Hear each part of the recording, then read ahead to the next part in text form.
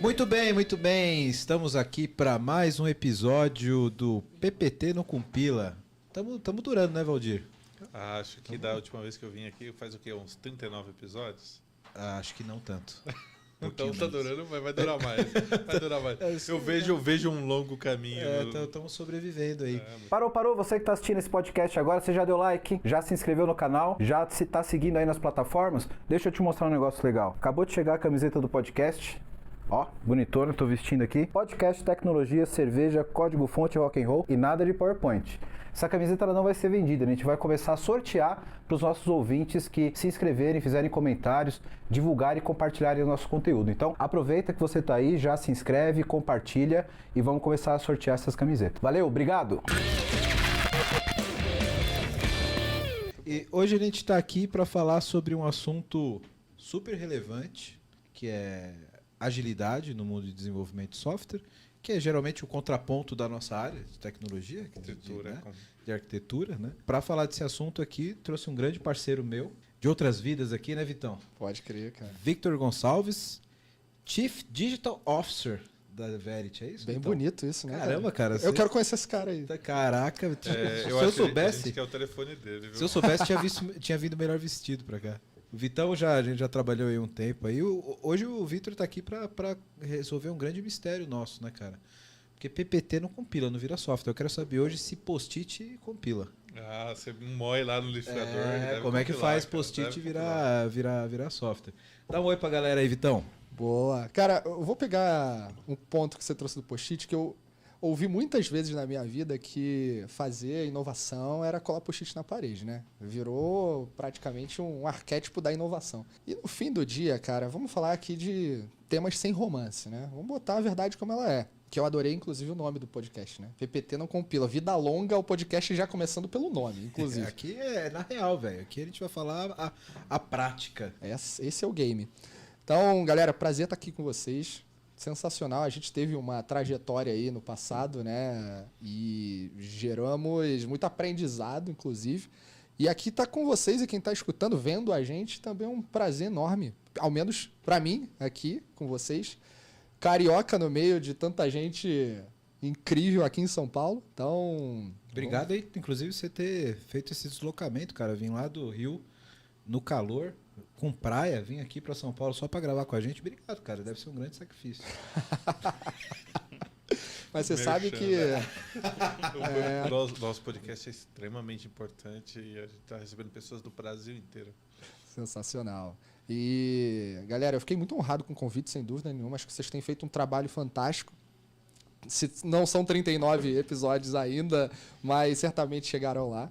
Então, vamos pro game falar a realidade, a vida como ela é, sem chorumelas e sem romance, né? Isso aí. Obrigado, Vitão. Vitão.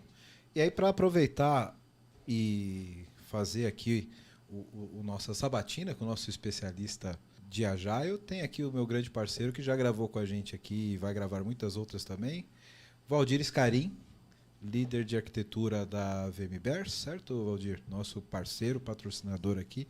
Manda aí, Valdir, tudo bem, cara? Depois das 18 é VMBears. VMBears, cara. VMBears. Eu sempre faço esse trocadilho e aqui hoje ele faz todo sentido, né, VMBears. Na verdade, eu que agradeço, né, a oportunidade de estar falando aqui com o Victor, com o Melf também, vai se apresentar daqui a pouco. E pra gente, pra VMBears é um prazer, né? Tá participando aqui de vários assuntos, tá compartilhando conhecimento. As piadas não são boas, mas o aprendizado aqui é garantido, viu? A piada pode ser boa, mas a gente se esforça, né, cara? Exatamente. A gente tenta, pelo menos, fazer as pessoas rirem um pouquinho, né? Exatamente. É isso aí. E aqui, estreando a mesa aqui com a gente, primeiro podcast, Rogério? Primeiro podcast aqui cara, com vocês. Cara, animal, muito bom. Rogério Melf, o Rogério ele é gerente de Open Finance na TecBan. É certo? Isso aí. Muito bom, cara. Vai ajudar a compor a mesa aqui. Também tem um background de tecnologia. Vai gravar um outro episódio aqui que a gente vai falar especificamente de tecnologia bancária, Open Finance, Open Banking e PIX, Cobol, etc. Né? Provavelmente voltar Cobol. até o Cobol. Cobol, como é que é aquele negócio que eles colocavam lá mesmo? Que era grande. Não é disquete, é o antes ainda do disquete. O cartão perfurado. Cartão perfurado, Você tá indo longe. É verdade. Mas todo banco tem um cobalzinho escondido embaixo da mesa, né, cara? Todo banco tem um DB2 ali escondido. Modernização, gente. Muito bem, cara. Obrigado aqui. Puta mesa animal. A gente tá sempre com grandes caras aqui para conversar. E hoje a gente vai falar aqui sobre esse assunto tão complementar da área de tecnologia, de arquitetura, que é o processo, né? Como que a gente desenvolve software, como que a gente entende o problema do software, como que a gente cria um produto, como a gente coda esse produto e como esse produto gera valor no mercado, né? Como que a gente fecha essa cadeia, né, Vitão? Porque é muito fácil para a gente de área de tecnologia, que é estritamente técnica, desenvolvedor, o arquiteto, o cara da infra, ver meramente ali o produto como um código, como uma coisa que tem que ser codada e tal, mas tem toda uma fase aqui de preparação para o desenvolvimento de software, que é saber o que precisa ser desenvolvido, né?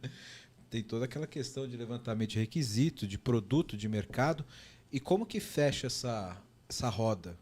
Como que eu crio um produto, codifico e gero valor lá na ponta, né? Então, hoje a gente vai falar aqui com essas feras aqui, como que a gente de fato vê isso no mercado hoje, quais são as boas práticas, o que a gente consegue aprender aqui para fazer isso de fato na melhor forma do mercado. Queria começar contigo aqui falando do contexto histórico aí da parada, né? Eu lembro que quando eu saí da faculdade, o mais moderno que tinha sobre desenvolvimento de software e levantamento de requisito era XP Programming, que era programação XP ali, com pares, etc. Você lembra disso, Valdir? Tinha caso de uso. Tinha caso de usos, Tinha cara. caso de uso. Tinha diagrama de caso de usos. Tinha que preencher documento de requisito. E aí a gente... Isso é revela a idade. Isso né? porque você é jovem, né, Wellington? Isso vamos manter assim, que eu sou Você jovem. é jovem. Você é manter jovem, só que você estudou o passado. Pode ser, pode Mas ser. você pode é ser. jovem. Pode ser que era uma matéria para a gente ver as coisas antigas da faculdade, né? E aí, Vitão, eu lembro muito bem quando começou essa parada de agilidade, de modelos de equipes, etc., que não se falava em outra coisa além do modelo Spotify. O Spotify parecia que ia resolver todos os problemas do mundo, que toda empresa que copiasse o modelo do Spotify ia ser produtiva. Como que você viu esse momento? Qual foi essa linha do tempo na tua visão, cara? Cara, você sabe que eu fui jogador de vôlei? Não sei se você sabia disso. Você sabia disso, não? Não sabia, mas olhando para você agora eu consigo deduzir. Faz todo que sim. sentido, né? Cara, eu joguei em alguns times, né? E você acabou de levantar uma bola linda pra cortar. Aquela que você acha petróleo do outro lado. Então, vamos lá. Primeira coisa que é uma grande bobagem, eu já vou meter o pé na porta, né? Uma grande bobagem a gente acreditar que o que funciona para um vai funcionar para o outro. Tem acho que falando de história, lá quando foi criado o Manifesto de Desenvolvimento Ágil, de desenvolvimento de software, a gente teve um marco muito significativo, porque foi em 2001, quando referências da indústria de desenvolvimento de software se reuniram e falaram, cara, e aí, o que você fez de bom nos seus projetos, que são práticas que a gente pode combinar e com as minhas, que deram certo, com as suas, que deram certo, e daí tentar determinar um modelo de trabalho. Essa foi a primeira discussão. Só que poucas pessoas sabem que eles foram lá para tentar criar um modelo de fato. E não saiu o modelo, saiu uma cartilha com recomendações, muito mais comportamentais, princípios e valores, mas antes eles tentaram criar um modelo, um método, uma receita sequenciada de passos. E eles não conseguiram. E eles não conseguiram porque simplesmente a decisão de escolher qual modelo você vai adotar numa empresa é baseada na cultura a qual opera dentro daquela realidade. E o modelo de negócios daquela empresa. Né? Você pensa no Spotify, cara, é uma empresa de produto. Agora, quantas empresas de produto reais existem no mundo no momento que a gente está gravando? Isso não chega a 10% de verdade. Você vai olhar para empresas que são centenárias ou muito próximos disso, que tentam fazer movimentos de se tornarem produteiras, né? Mas no fim do dia trabalham com projetos. Escopo para início, meio e fim, tenta adicionar algumas práticas ágeis ali no jogo para gerar algum tipo de benefício, algum valor, integração de time, seja lá o que for, mas que no fim do dia toda a cultura vai influenciar o que você vai botar dentro do jogo. Então tentar copiar o Spotify, os caras nasceram digitais. Eu me lembro de em 2018, eu fui visitar a Microsoft lá em Seattle. E uma das perguntas que eu fiz para um brasileiro, que inclusive trabalha lá, é head de produtos, Ele falou, eu perguntei assim, cara, como é que foi o processo de transformação digital de vocês, né? Pergunta bem leviana para a Microsoft. E o cara me fala assim, do que você está falando? Transformação digital? Peraí, transformação se presume de que você estava num estado e passou para outro, Perfeito. né? Presume-se isso. É meio difícil você imaginar que a Microsoft era alguma coisa antes de digital, né? Exato. Então, ele falou, cara, a gente nasceu assim, a gente é assim. E detalhe, uma das coisas que eu acho mais relevantes do que ele me falou, embora pareça arrogante, ele disse assim, a gente contrata os melhores do mundo. A gente não está preocupado com o detalhe do modelo padronizado, né? Pensa em tamanho de Microsoft, a quantidade de pessoas que trabalham naquele lugar. A gente não está preocupado com qual é o detalhe do modelo padronizado para toda a estrutura. A gente está preocupado em qual é o resultado que a gente entrega, quais são os acordos executivos, quais são as metas trimestrais e anuais, e seja quais forem os modelos de determinação de metas da empresa. Como é que a gente tem que apresentar isso? A gente deixa livre para que os times decidam qual é a abordagem que eles vão trabalhar. Então você já vê que tem uma coisa muito chave aí. Quer levar agilidade para o teu game? Você precisa compreender a tua cultura. Se a visão da empresa determina onde você quer chegar, ou onde ela vai chegar, né, em algum momento, a cultura determina se ela chega ou não. Isso é muito louco, cara, porque eu lembro que logo no momento que a gente entrou nesse boom de transformação e das startups de fato começarem a fazer diferença no mercado, eu trabalhava como consultor na época. E uma coisa que era muito comum, acho que hoje isso nem é tanto, sabe? Mas empresas grandes tentavam copiar as startups para terem a mesma agilidade e terem os mesmos resultados. Só, cara, numa startup você está falando de uma empresa de 15, 20 pessoas, com processos muito mais simplificados e com garantias que não precisam ser tão rígidas quanto numa empresa grande de resultados milionários, bilionários, né? Então o que você via muito era tipo muita empresa gigante tentando imitar startup que, cara, parecia tipo vovô tentando andar de skate, tá ligado? É isso aí. Pô, cara, como assim? Não faz sentido. Cuidado. A cultura não... Que você pode cair. Exato, exatamente.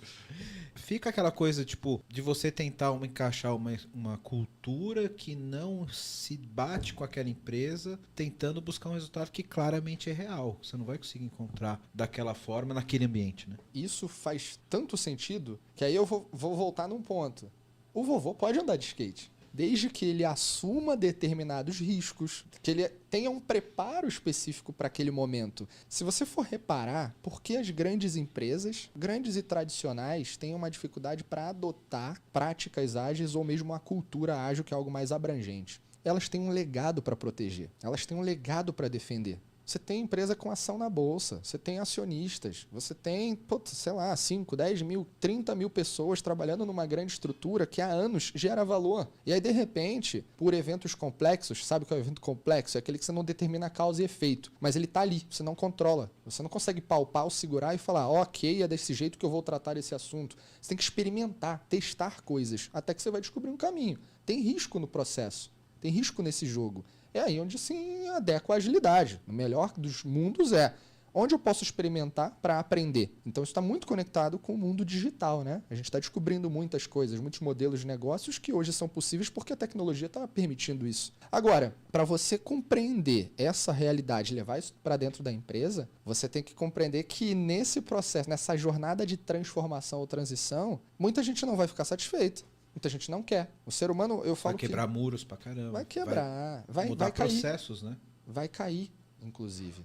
E vai cair por quê? Porque a resistência, ela está muito... Depois a gente acho que pode falar disso. A resistência do ser humano está conectada ao quanto ele busca das coisas... Eu falo que existem 3 Cs do ser humano mediano. É o conforto, a comodidade e o conhecido. Aquilo que você busca em cima desses 3 Cs vai te fazer gerar o quê? Aquilo que você já conhece. Mas se você quiser chegar num lugar onde ninguém chegou, o que você tem que fazer? Seguir um script ou experimentar o que ninguém fez? Aproveitar toda essa linha de raciocínio, né, que você está colocando. Se a cultura ela come a estratégia no café da manhã... Peter Drucker. Como que a gente consegue quebrar esse ciclo? Porque, poxa, você tem lá uma empresa gigante, né? E você falou a palavra legado, né? Então, para a gente, para o Wellington, para mim, né, focado em arquitetura, nossa expectativa é muito usar esse trampolim, que é o legado, porque de fato, poxa... Só complementando, quando ele fala legado, não é só o legado técnico, mas não, é o legado da própria companhia, né? A história da empresa. Assim, não é só, mas também, né? Então, assim, você tem um legado de conhecimento das pessoas, você tem a cultura que essas pessoas produziram, você tem o... Depois tem aquela piada que eu sempre falo, né? Pô, se o mundo só foi construído em 7 dias porque não tinha legado, né? Mas assim, se você tinha... Nem Gemude, imagina. Gemude é bom. Sensacional. Então, como é que você bate tudo isso no liquidificador, né? Para poder... Bom, preciso dar um choque de realidade nessa galera, né? Eu tenho que respeitar a bolsa de valores, né? Então a gente tem aí cenários absurdos, né? Pô, tá mudando uma coisa lá na China, o Vale cai pra caramba e tal, né? Então, é o que você falou dos eventos complexos. Como é que a gente bota tudo isso e ainda consegue pensar em mudar, né, a nossa cultura? Inovar um pouquinho no dia a dia? Não sei se isso está lá para frente, né? Não, cara, aqui é papo de bar, a coisa tem que fluir. Eu queria complementar e fazer mais uma provocação aqui pro Vitor. Manda. Porque quando a gente fala da dificuldade de transformação, seja área de processo, seja de cultura, seja de tecnologia, por causa do legado, a gente sempre traz uma conotação muito negativa da palavra legado. Exatamente. Mas, porra, legado não é ruim. A gente pode construir um legado bom. Bingo. Vou dar um exemplo. A gente fala muito de validação de hipótese no ágil, etc., de pegar as coisas e começarem pequenas. Cara, isso é claramente uma cultura da startup que não tem domínio de mercado, de conhecimento do mercado e das coisas que de fato ela consegue realizar. Como que isso poderia, Vitão, ser aplicado numa empresa grande que já tem um legado que isso pode ser, já é validado? Boa. Percebe? Sim. E é um legado positivo. Será que eu preciso ser tão validador quando eu já tenho conhecimento de mercado, já sou líder de mercado, já sou uma empresa grande? Como que se aplica nesse caso essa questão, sabe? Nem sempre o legado é ruim. Claro, quando você tem que pegar uma porra de uma aplicação em COBOL com DB2 e fazer uma transformação e só tem cara que sabe aquela porra, é um problema para agilidade? É um problema para agilidade? Não vai usar Six. Mas, cara, o legado de conhecimento do mercado e do negócio, ele é extremamente favorável, né, Vitão? Sem dúvidas.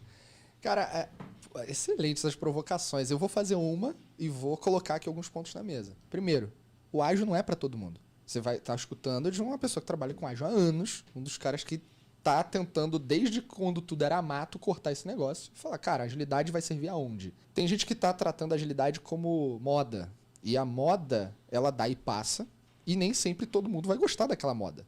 Então, onde que se aplica a agilidade? A gente já começou a falar aqui, eventos complexos, situações que você não controla e exigem de você uma adaptabilidade. Que no fim do dia, uma empresa não deveria ter como objetivo estratégico falar assim, eu vou ser ágil. Não é esse o ponto. Você quer aumentar teu market share, você quer aumentar tua base de leads, você quer aumentar a sua receita, você quer reduzir custos, você quer aumentar a experiência do cliente. Você quer ágil é o meio, não o objetivo. Ele é o veículo, né? Não é o fim. Tal como a tecnologia é um veículo para habilitar novos modelos de negócios, né? Novas experiências. Então, quando você tem esse ângulo, você começa a perceber que o ágil não vai servir para tudo. Quer ver? Você vai colocar, sei lá, um projeto, uma empresa que tem seguradoras. Atua muito forte com demandas regulatórias. Conheço um pouquinho disso aí. Um pouquinho, né, gente? Conhece um pouquinho. Né? Você conhece mais que eu, óbvio.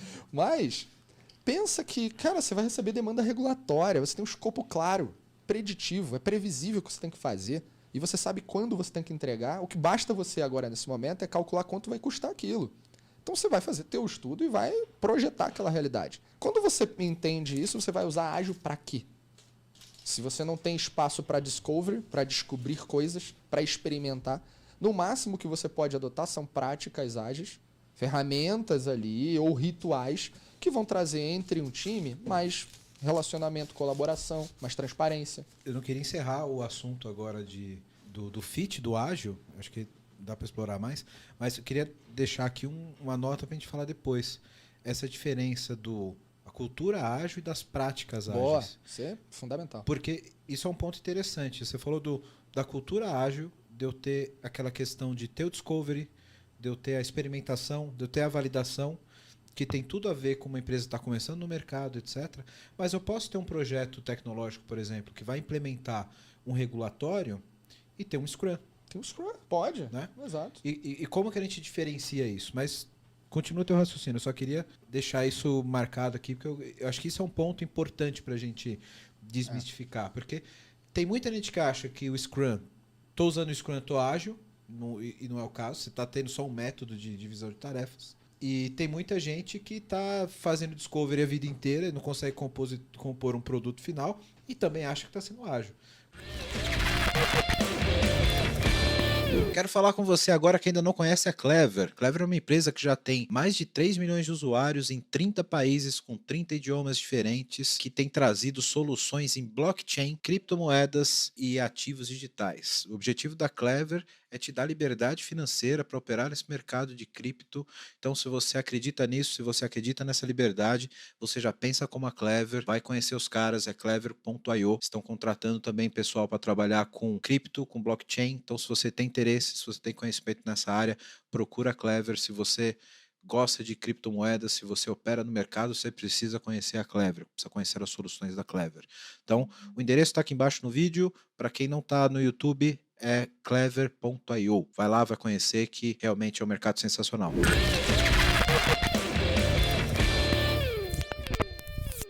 Como que equaliza essa porra toda, entendeu, Vitão? Não, vamos falar desse ponto. Então, vamos focar no ponto inicial. Eu tenho uma organização que, para alcançar seus objetivos estratégicos, então repara, você tem que ter um plano estratégico que mira, tem direcionadores importantes para você alcançar. O veículo é a agilidade e qualquer outra coisa complementar a isso. Bate no liquidificador e vamos. Só que a gente sabe que vai ter dificuldade cultural. Como é que a gente organiza o tabuleiro de xadrez para que a empresa utilize o melhor do que a agilidade pode oferecer? Tem alguns anos que a gente começa a falar, já fala sobre organizações ambidestras, né? Então, são organizações que mantêm uma estrutura estratégica, uma estrutura de operação a lá, run the business, segue o baile. Faz como você já faz as coisas. Porque elas te garantem resultado. Você está sofrendo, a perna está amputada ou você está com um arranhão na testa? Cara, se a perna está amputada é outro caminho, porque você vai ter duas coisas aí na vida. Ou você muda pela dor, ou você muda pelo amor. As organizações que querem fazer um processo de transformação cadenciado, não é a perna que está amputada, não é a mudança pela dor, é pelo amor. Então vamos fazer um plano de transformação. Aí cabe o seguinte, você não muda pessoas. Porque isso é um ponto importante. Para trabalhar com agilidade, você tem que entender de gente. De como a pessoa, através das suas crenças e valores, toma decisões. Porque você imagina, o cara sai de um cursinho de Scrum, uma certificação. Aliás, na nossa área, o cara tem gente com 10, 15 certificações. Cara, eu abro chega o no LinkedIn, game, é só isso. não, e bota tudo que é nome, que você nem imagina o que significa Tem aquilo. o nome do cara e 5 frases, 5 siglas, assim. Caralho, velho. O que esse cara faz? Mas não... Será que esse é o sobrenome dele? Eu sei, cara. PMP, um monte Nossa, de coisa. muito prazer, senhor PMP. Cara, tu sabe o que eu falo? Aliás, isso é uma coisa importante. Eu não contrato pessoas pela escolinha de futebol onde elas treinaram. Porque onde ela treinou não significa que ela é capaz de, no campo, no game, jogar. Isso é um negócio importante. Aí o cara tem milhões de certificados, mas ele não consegue falar, dar um treinamento, fazer algo inspirador. Que tem isso, cara. O ser humano se inspira através de exemplos. A gente vê isso na história, a longa história da humanidade é assim, né? Então, se tu quer construir um processo de transformação, a primeira coisa que você tem que entender é: você não muda pessoas. Você muda um cenário, um ambiente. E esse ambiente estimula essas pessoas a tomarem a decisão se elas querem dar esse passo ou não. Mas o problema é que normalmente esse cenário, esse ambiente é composto por pessoas que não querem mudar esse cenário, né? Natural. Só que aí, pensa assim, sabe casamento, quando você tem uma festa de casamento, e aí normalmente tem um DJ ou uma banda, e vai abrir a pista em um dado momento na festa, e são poucos os primeiros corajosos que vão pra pista, normalmente. Quando tu chega no final da festa, cara, tá todo mundo bêbado de um lado pro outro dançando. Ou não precisa estar bêbado, mas tá alegre, cara, tá feliz. E tá todo mundo curtindo. Contagia, e lá no início, né? e lá no início eu falava assim, eu vou levantar pra dançar, que isso? E lá no final tá mandando velocidade 6 do Creu, tá ligado? Então, quando você vê isso, é um movimento. A transformação dentro de uma organização é um movimento, não é somente um projeto de transformação.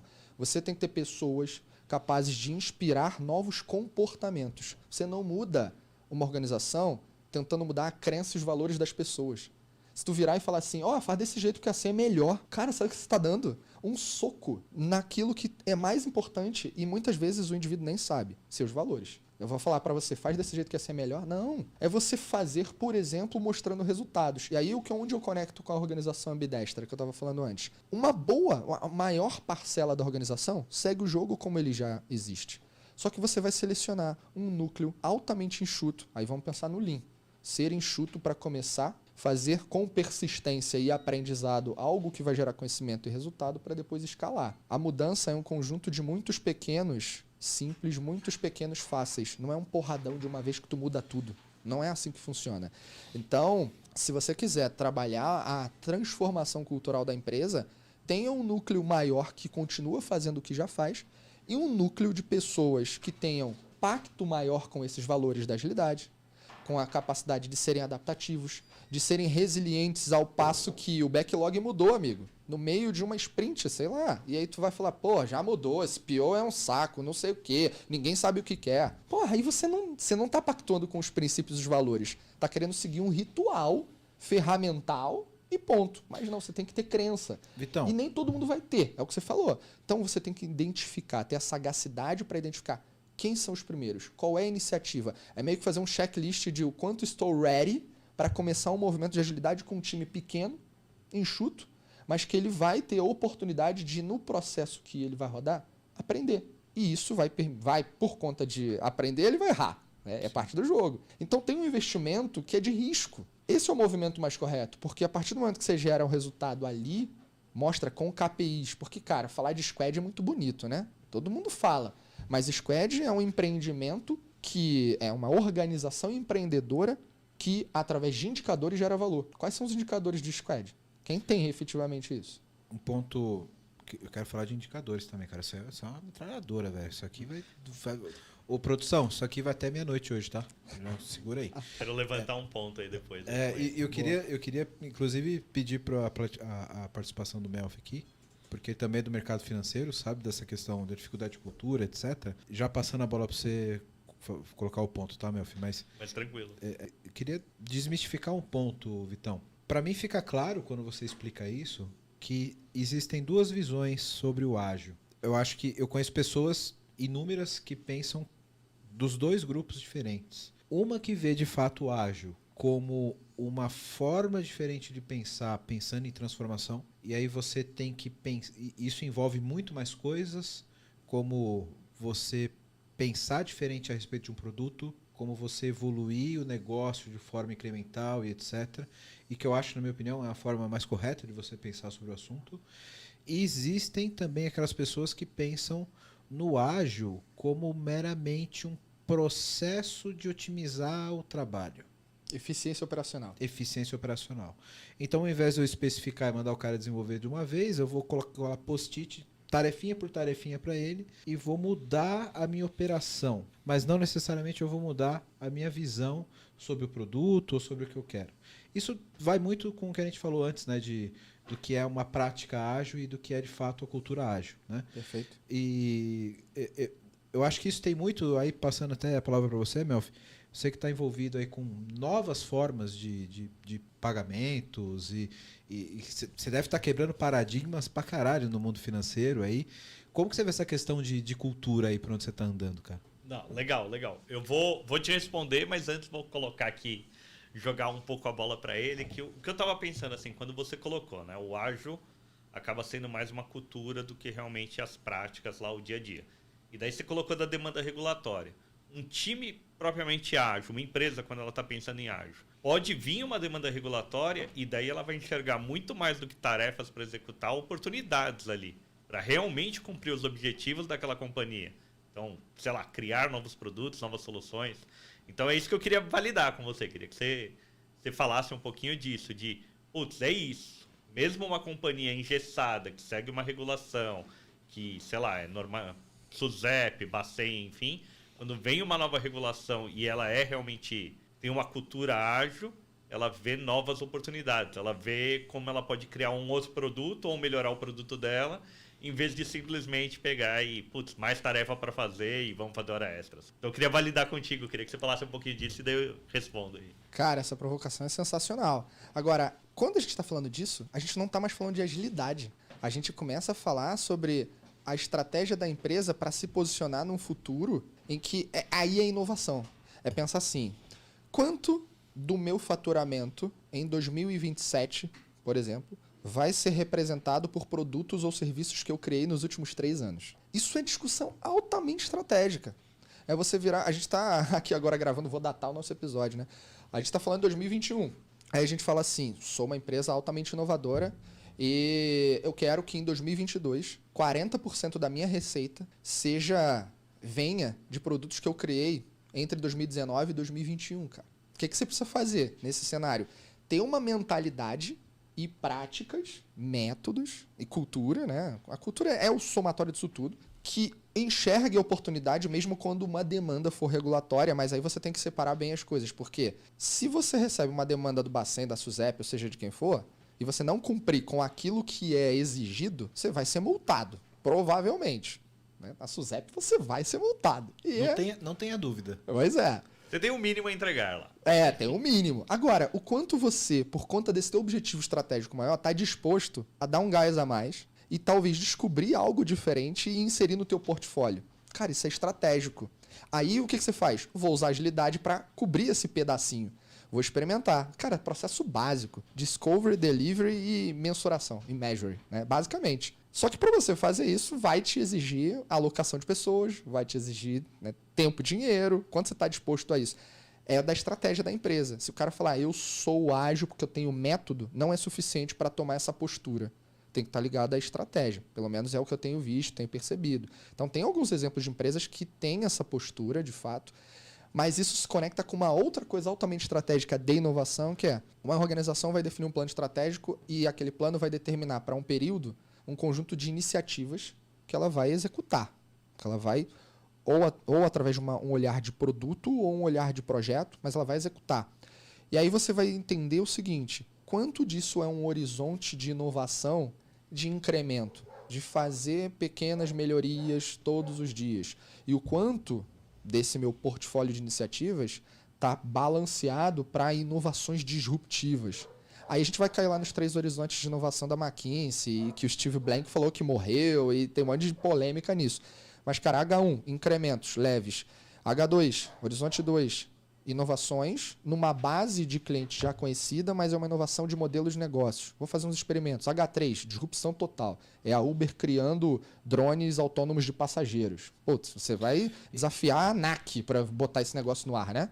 Então, tem muitas coisas, muitas dúvidas dessa realidade. Eu acho que é aí, Vitão, que a gente começa a ligar as pecinhas do quebra-cabeça aqui, né? Por exemplo, quando a gente fala de práticas ágeis e essa cultura ágil, e aí que você falou, cara, às vezes eu estou implementando um regulatório, eu tenho que cumprir aquele regulatório e eu posso utilizar uma prática ágil para tornar o processo mais eficiente, dentro da linha do que a gente falou de eficiência operacional, mas por que não uma grande empresa, por exemplo, não pode utilizar essa prática de cultura e de descobrimento e de validação de negócio para tentar criar uma oportunidade de negócio em cima desse regulatório? Perfeito. Vou dar um exemplo. A gente está falando muito agora de Open Banking, Open Insurance, etc.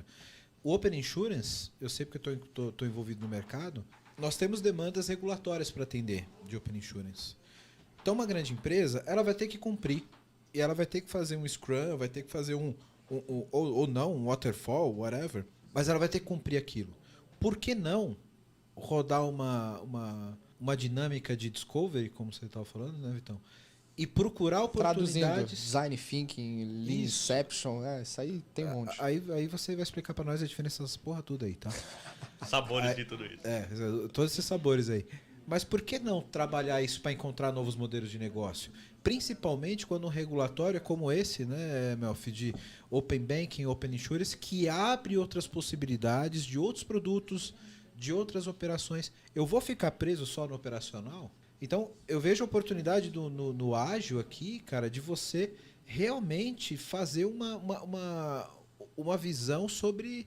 uma reflexão sobre a estratégia da companhia, né? Eu quero até aproveitar aqui para enriquecer, né? Vou colocar um ponto de vista que eu construí aí no caminho, né? Mas eu quero melhorar ele, né?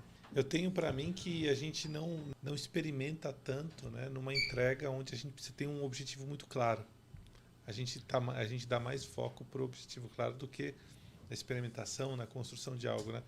Então, Depois eu quero comentar isso. Cara, me Perfeito. lembra É que isso. tem um fator neurocientífico então aí. perfeito. Eu fiz neurociência, né, cara? Eu sou meio louco. Você estava Eu falando devia ali... ter vindo melhor vestido pra esse Ah, programa. Eu ferra, pô. estava falando, eu tava um pouco níveis neurológicos para mim, Aham. tipo, ambiente, crenças e valores, personalidade, propósito, né? Pô, eu tava esperando você chegar lá, né?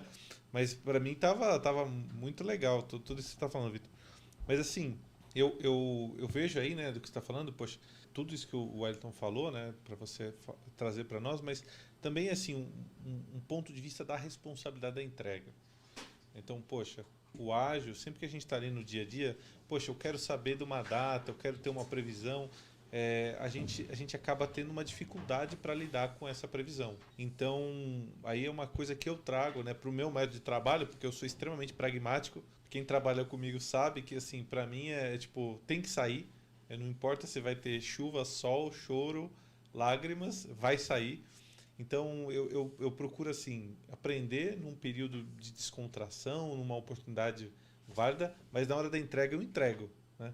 Então, como é que você leva isso, assim, pro dia a dia, né? Juntando um pouco com a pergunta do El aqui, né? São duas coisas fundamentais. Eu vou colocar um ponto aqui que o El colocou e depois eu vou trazer essa tua, cara. Primeiro que a agilidade, no início, ela pode parecer cara para a organização. Porque para pensar, você vai ter um conjunto, um time, né, pessoas que vão trabalhar focadas, teoricamente é isso, focadas, não tem multitask. Primeiro que pela neurociência, multitask não existe, exceto para as mulheres que têm o cérebro melhor que o nosso em várias coisas, isso é verdade. Posso provar. Mas... Inclusive pela eficiência de ter menos neurônios e produzir muito melhor que nós. Né? Olha o cara trazendo aí já informações. Mas biologicamente nós temos mais neurônios, Porém, para mim, a eficiência do cérebro feminino é muito melhor do que o nosso. O cérebro, curiosidade, o cérebro feminino consegue captar de 6 a 9 estímulos simultâneos em um ambiente. E eu tô falando de estímulos, sejam eles de olfativos, táteis, seja quais forem, enquanto que o masculino, 5 é a nossa tampa, né? Eu não consigo prestar atenção na televisão e na cerveja ao mesmo tempo, derruba a cerveja. Eu fico feliz quando eu presto atenção em um e consigo absorver aquele o Sensacional. conteúdo como um todo, né? Então, Sensacional. Obviamente a gente tá aqui generalizando, né? Mas voltando, cara. Uma equipe altamente focada, dedicada a uma empreitada, custa dinheiro, cara. A gente tá acostumado com alocação part-time, compartilhamento. Frase clássica de empresas que não tem uma visão digital ainda vamos compartilhar recurso. Recurso, né? O cara fala recurso. Chamou de recurso, já fudeu. Já fudeu, Pois é. Mas, e isso tem um fator psicológico também. Você tá cara, eu também comparando- fiz psicologia. Você tá mano. Caralho. Fiz psicologia social. A parada é maneira, cara. O negócio do recurso. Você tá comparando, tipo, funcionário com A a folha máquina. o sulfite, CPU. né? Com o É, CPU. é prego. CPU, cara, memória. E aí, quando você pensa que pessoas são recursos e elas são ferramentas ou parafusos, tudo é prego, tudo é martelo, né? Você vai bater uma coisa e vai servir? Não vai. Aí volta lá na questão do modelo Spotify serve para todo mundo? Não. Primeira coisa, não vai servir para você. Provavelmente. Mas voltando, cara. O time Scrum, ou um time ágil, né? Seja qual for, ele no início tem grande possibilidade de ser caro, não somente pela alocação dedicada, mas principalmente porque as pessoas vão adotar um novo modelo de trabalho que, no mínimo, vai exigir alguma capacitação, e quando você sai da capacitação, você acha que sabe, mas chegou na prática, você fala, fudeu, não sei nada do que eu tô vendo aqui. Porque você vai precisar de quilometragem. É igual, fazer autoescola. Você sai lá preparado para dirigir numa serra, neblina à noite, sem iluminação pública. Você não sai, talvez, tão seguro. Você vai ganhando a segurança com o tempo. Tudo com o tempo. Acho que pra tudo, né? Pra Vitão? tudo na vida. E o tempo não é tipo uma semana, 2 semanas, são anos, pô. Pra você aprender a dirigir e ficar tranquilo, né? Tá falando de anos, pô. Na E área a mesma técnica coisa- a gente passa muito por isso. Tipo, pode ter uma puta formação, ter uma puta bagagem técnica, mas se você não tem o traquejo da parada do dia a dia, de você identificar os problemas e conseguir aplicar o que você aprendeu, é a mesma coisa, cara. Você precisa de estrada, precisa de isso. experiência. No Rio o de pessoal horas fala corridas. macete, não é? Nossa, macete. Eu sou carioca, eu não escuto a palavra macete Macete faz há um tempo. tempo, Então cara. em São Nossa. Paulo, foi só a UF, a Unidade Ele Federativa. falou carioca de novo, ele tá pedindo pra fazer a piadinha, cara. Não, fica à vontade, cara. Mas, e por que vai ser caro? Porque as primeiras sprints, teoricamente, vão ser uma porcaria. Isso é uma merda, cara. O time não vai conseguir entregar, talvez, de cara alguma coisa. Uma sprint vai liberar um entregável, um potencial. Todo mundo aprendendo. Tá aprendendo. Aí vem a segunda sprint. Se você estiver querendo rodar coisa bonita, né? Conforme o script básico de rituais, vai rodar? Não vai conseguir entregar na segunda. Aí na terceira tem alguma coisinha um pouco melhor. Você não sabe nem medir, sei lá, a satisfação do cliente ainda. Sabe? Que nem tá ligado a um método ágil. Você tá falando de experiência do cliente, NPS, Net Promoter Score. Aí você começa a dar complexidade e tornar mais difícil todo o jogo. Vai chegar na quinta sprint, tu começa a gerar algum valor, algum resultado.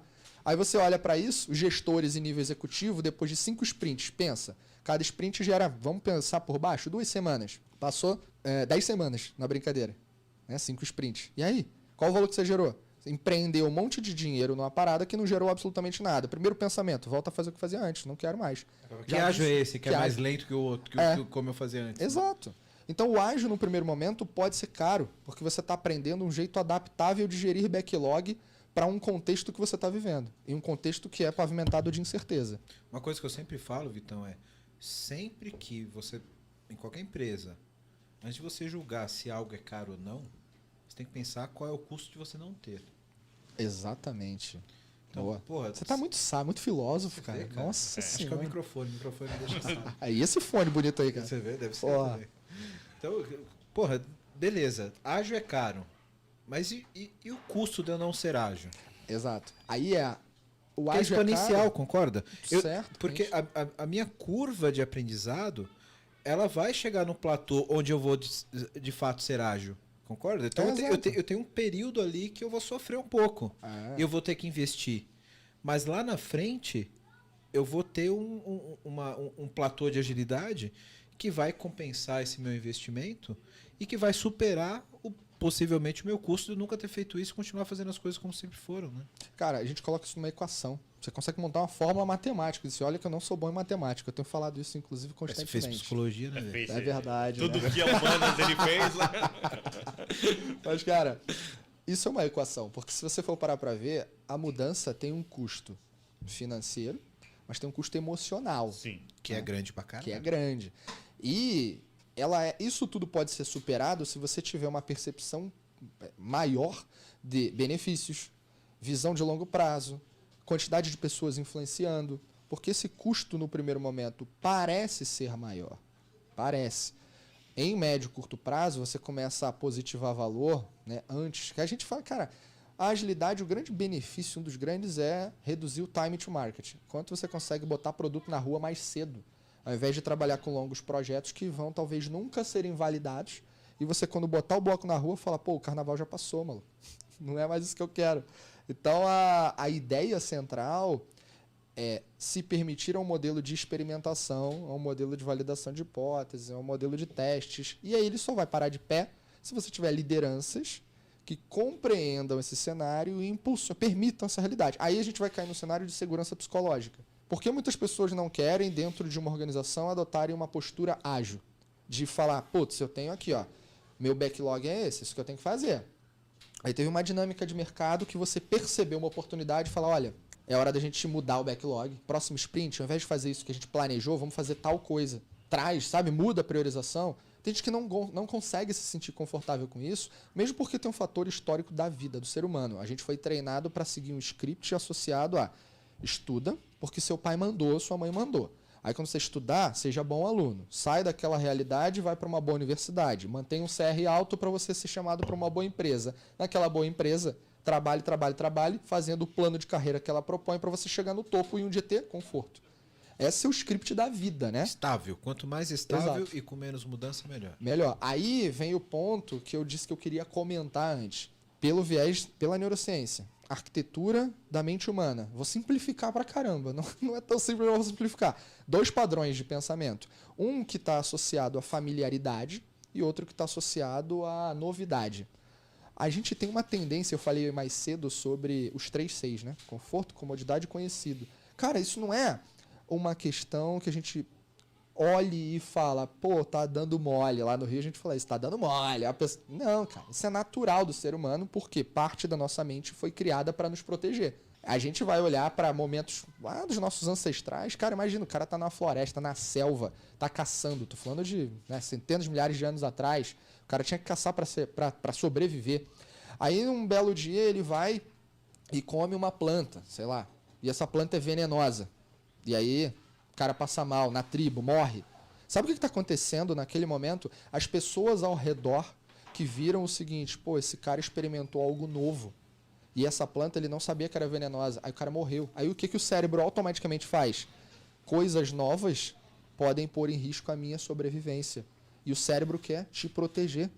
Então ele vai colocar uma condição natural de bloqueio, resistência a novidades e vai operar no modo da familiaridade, porque é melhor para mim.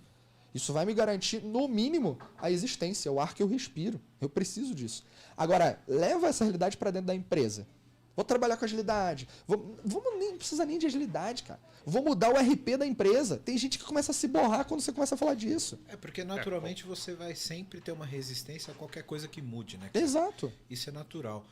Eu queria puxar um ponto aqui, aproveitando que o Valdir está aqui, para a gente fazer um paralelo do assunto de mudança, de transformação, com um pouco desse viés um pouco mais técnico, né? Boa. Porque você falou uma coisa que me acendeu aqui a luzinha verde, de que no fim do dia a gente está falando do quê? De como eu coloco coisas na rua mais rápido, como que eu pivoto uma empresa, uma estratégia e eu gero valor mais rápido na rua. O ser humano está ansioso. E o ser humano está ansioso. Isso é um fator que a gente psicologicamente precisa compreender. Dá pra Consumidor está incluir ansioso. assim, mais rápido que colocar na rua é como eu faço para colocar na rua uma coisa que faça sentido, né? Exato. Cara, eu queria chegar aí, Melfi. Aí você ia mandar aquela frase do errar rápido, não é aprender rápido, né? Exatamente. Esses dias eu coloquei uma frase no LinkedIn que é: você ser ágil não é ser rápido, porque você ser ágil depende de você ter efetividade. Se fazer rápido alguma coisa que não é efetiva, não faz o menor sentido. Peter Drucker tem uma frase: não adianta fazer da melhor forma aquilo que ninguém quer. Exatamente. Então, você Aliás, ser ágil Peter não é Drucker ser era rápido. agilista, né, cara? Exato. O paralelo que eu queria fazer com tecnologia é: se a gente tem essa questão de colocar as coisas rápido no mercado, no fim, eu posso falar aqui, Vitão, de que, no fim, uma metodologia ágil, uma cultura ágil, ela é mais sobre como eu tenho que definir o meu backlog do que como eu queimo esse backlog. Porque eu tenho que olhar o que eu estou definindo. Eu tenho que olhar. E, cara, é isso aqui que eu tenho que fazer. Meu backlog agora é esse. E ele pode ser dinâmico, porque eu preciso ter essa agilidade do que eu vou colocar no mercado e eu preciso ter essa flexibilidade. Que é diferente de eu pensar num produto pronto e ser o cenário que você falou. Eu termino o produto, ponho na rua, tá tarde para colocar esse produto já não serve. E aí, Valdir, como que eu faço um paralelo aqui com tecnologias? Só uma coisa para você fazer o paralelo. É tão difícil fazer isso, a gestão de backlog, que muitas organizações criam gargalos através de papéis e responsabilidades. Elas não sabem que estão criando gargalos, mas no fim do dia estão. Porque elas não sabem ou têm medo de assumir os riscos de propor backlog.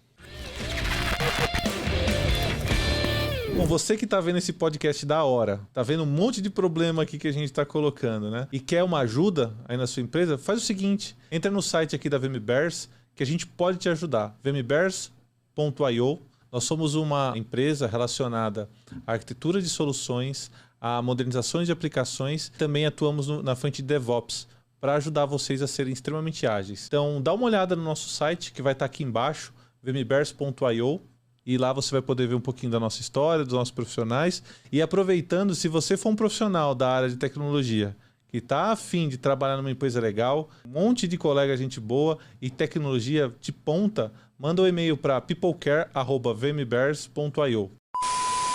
Aí já. Agora eu quero meu show, velho.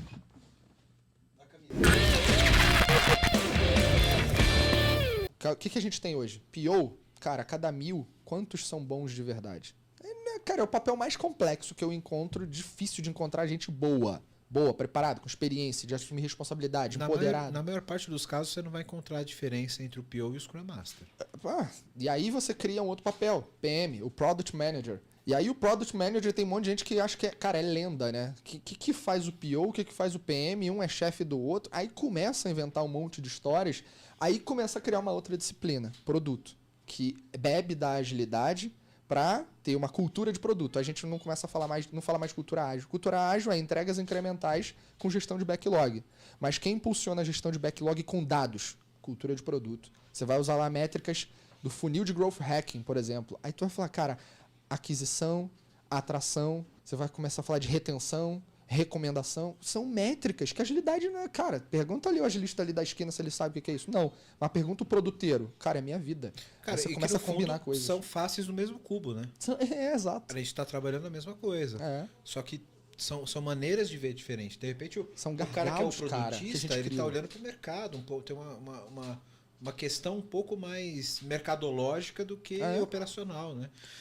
Mas aí o ponto que eu queria puxar aqui com o Valdir, para ele complementar, eu acho muito interessante o quanto essa visão de agilidade, de geração de valor, porque no fundo aqui a gente está falando de geração de valor. Como gerar valor mais rápido. Exato. Né? Como eu coloco o valor na rua mais rápido. Quando a gente fala de tecnologia, a gente vê que a tecnologia passou por uma transformação para habilitar isso. Eu acho que eu vou parafrasear aqui o Vitor, né? Lá no começo. Lá. Eu não jogo vôlei, né? Eu não sou bom de basquete, né? Acho que eu vou dar essa cortada aí, olha. Porque só deixa eu levantar ainda mais a bola para você cortar. Porque para mim é muito aderente, Valdir e Vitão, quando você fala de que no modelo não ágil eu tenho que pensar no produto completo e eu posso perder o tempo de colocar na rua, eu olho para a tecnologia e para a arquitetura, eu vejo esse cara fazendo um monolito e eu vejo uma arquitetura baseada em microserviços incrementais que habilita justamente esse ponto que o Vitão falou, de você ter uma visão mais incremental, que você gera valor aos poucos e que, para que isso aconteça, a tecnologia ela tem que ser granular o suficiente e tem que ser flexível o suficiente para o PO fazer isso. Exato. Para poder pivotar. Senão, imagina, o PO falou, cara, puta, fizemos Mas isso daqui e não rolou. respondeu, né? Precisamos pivotar. E fudeu, você tem que desmontar seu monolito. Você respondeu tudo já, na verdade, né, Well? Porque até a gente fala disso de várias formas distintas, né? A gente hoje estava falando sobre Architecture Cornerstones, né? Sobre princípios de arquitetura. Como é que a gente organiza essa visão do todo, né? Para que o time tenha a mesma cultura, né? Então, o Vitor falou muito de cultura aqui e como é que a gente compartilha cultura? Então, legal, a gente fala um pouco de princípios, né? Então, a gente fala princípios de arquitetura, negócio, tecnologia, multi-experiência.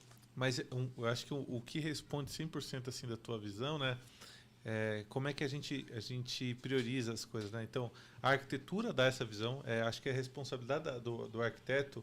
Então, o Vitor também falou do PO, do PM, né? Eu vejo muito como uma tríade, né? A gente tem o VSM, o PM e o arquiteto trabalhando junto. A gente falou um pouco disso no primeiro episódio, né? A responsabilidade de cada um. Então, o arquiteto ele precisa olhar para a arquitetura intencional, ter essa visão de futuro, né? Separar os componentes. E aí você já usou a palavra, né? Microserviço. Microserviço não é só uma caixinha pequena que a gente faz para poder fazer deploy rápido, né? Na verdade, ele tem uma missão por trás. Então, se a gente faz a concepção do produto, né, organizado corretamente com os componentes e as responsabilidades devidas, a gente consegue olhar para o futuro, ter uma arquitetura intencional e elencar quais os componentes que a gente tem que priorizar. Eu acho isso muito bacana porque a gente vê que a tecnologia ela evoluiu por conta de uma demanda do mercado ou do método, que o Vitor vai me matar, diz que não é só um método, mas de uma cultura de que nós precisamos gerar valor de uma forma mais ágil e incremental. Porque estava muito confortável para a gente escrever monolito. Você vai lá, faz aquela documentação gigantesca, né? E aí espera, e aí coloca a culpa no negócio. Ó. Enquanto você não terminar aí de especificar... Especifica o código que você especificou e tá maravilha. É nessa linha, porque quando o negócio começa a trazer picado para você precisa começar a gerar código picado, microserviços, Exato. que sejam testáveis, porque eles vão mudar, então você precisa fazer componentes que testam ele, automatizado.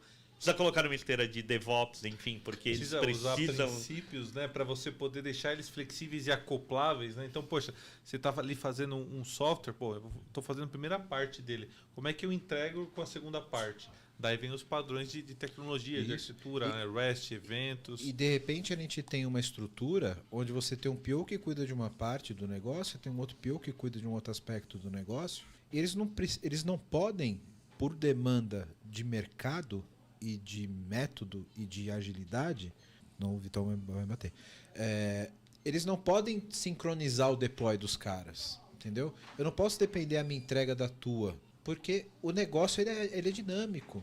Eu não posso deixar isso ser vinculante, ser impeditivo. Então, eu acho, cara, o que eu acho mágico nessa parada, que eu abri esse parênteses justamente para falar disso, é como a arquitetura e a tecnologia ela evoluiu para atender essa linha de raciocínio que é excelente. Então, se eu tenho um squad, um time com um PO que tem uma missão e que ele está trabalhando, olhando para aquele assunto, esse assunto, a tecnologia não pode depender de uma outra entrega, de uma outra parte de negócio. E aí, toda essa arquitetura e essa infraestrutura que a gente trabalha de tecnologia para habilitar a agilidade faz todo sentido. E eu quis trazer esse episódio para a gente falar aqui, apesar de ser um podcast que a gente fala muito de tecnologia e de desenvolvimento, justamente para fazer esse paralelo, sabe? Porque quando a gente fala de desenvolvimento de software, das práticas que nós temos hoje, poucas pessoas conseguem fazer esse paralelo com o método que o Vitor falou aqui, de transformação, e como essas coisas são habilitadores de transformação, né? Imagina um PO lá, Vitão, que o cara tem que... Puta, galera, esse aspecto do negócio aqui, isso daqui desse produto precisa mudar desse jeito porque uma determinada validação não funcionou. Vamos ter que mudar. Ah, mas puta, a janela de mudança que a gente faz o deploy depois. É 15 dias depois. A gente... e aí? E detalhe, empresas de produto fazem liberação e produção direto. É teste em produção, na veia. Aí tu fala, cara, aí você vai mexer com um monte de outros fatores que tem as suas complexidades. Então você vai precisar de práticas, de métodos, de ferramentas, do modelo mental, né? Vai precisar de tudo. E tem uma coisa, vocês estavam falando, hoje a gente, para suprir necessidades que a gente está descobrindo metodologicamente, né? Quando eu digo metodologicamente, é importante a gente pensar que tem ferramentas, tem processos, tem papéis e responsabilidades, tem indicadores, né? A gente vai falar de métricas depois, mas pensa que novos papéis estão emergindo dia após dia, cara. Aí você tem agora uma visão, você falou do VSM, cara, Value Stream Manager. Pô, você abre, você vai falar de Value Stream Manager, que é em algumas empresas que são até maduras e tal, o cara não sabe o que é isso. E tudo bem, que talvez não precise, né? É onde entra o fato de que não dá para fazer o copy and paste. Funciona lá no Spotify, vai funcionar para mim? Não necessariamente, né?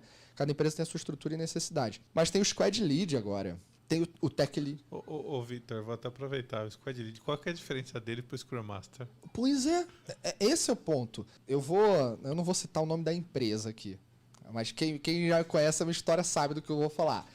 Cara, tem uma empresa com que eu trabalhei há algum tempo, que eu suprimi o papel do Scrum Master, porque ele estava inflado, inchado, e fiz com que o Squad Lead, que tem uma orientação não somente de facilitador para práticas como Design Thinking, abordagens de Design Thinking, Discovery e afins, mas que para facilitar dinâmicas ágeis, propriamente dos rituais do dia a dia, mas também tem uma visão técnica.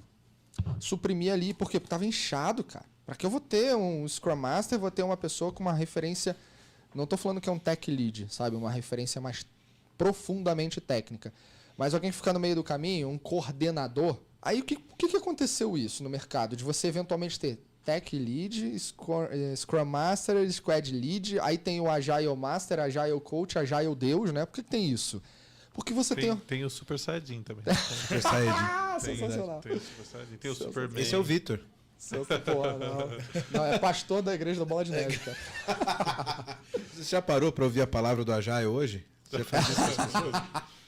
Cara, mas você sabe que as organizações, isso é muito sério que a gente vai falar agora. Apesar de eu estar rindo aqui, as organizações adotaram ou tentaram adotar a agilidade desprezando uma das áreas mais importantes da empresa, gestão de pessoas. E aí o que acontece? Quando o movimento despreza o design organizacional, papéis... Quando você está falando de design organizacional, design funcional, você está falando de qual é a estrutura hierárquica que opera aqui?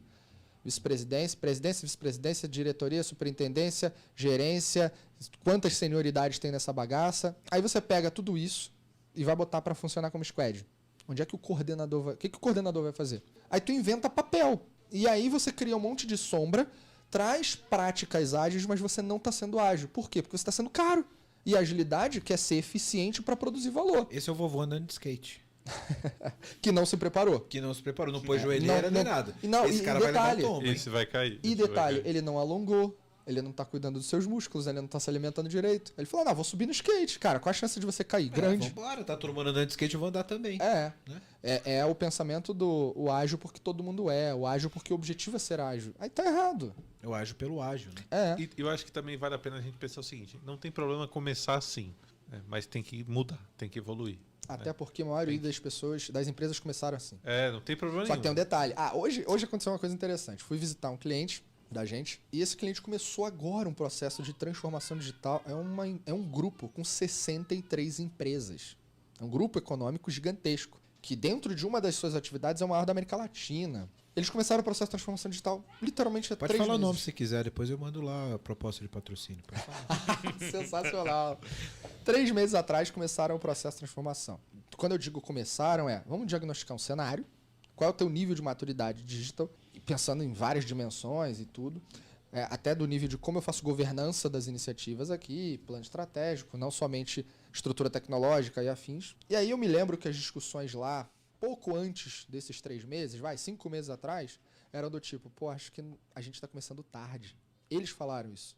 E eu falei, cara, não pensa assim. Uma hora tu tem que começar.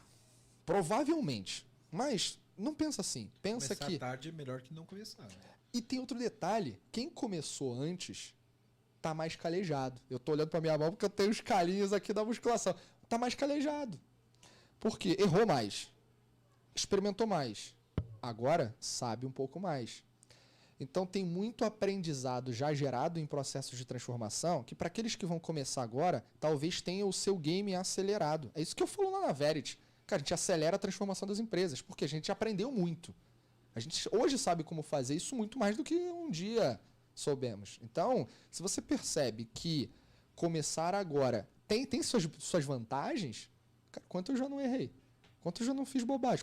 Cara, eu já tentei colocar 14 squads para funcionar de uma vez só dentro de uma empresa. Mas a tua visão, esse cara que ele observou o mercado, talvez hoje ele consiga ter uma visão um pouco mais sábia do que é o ágil. Ele tem menos chance de errar ou ele vai ter que passar pelos erros que os outros passaram?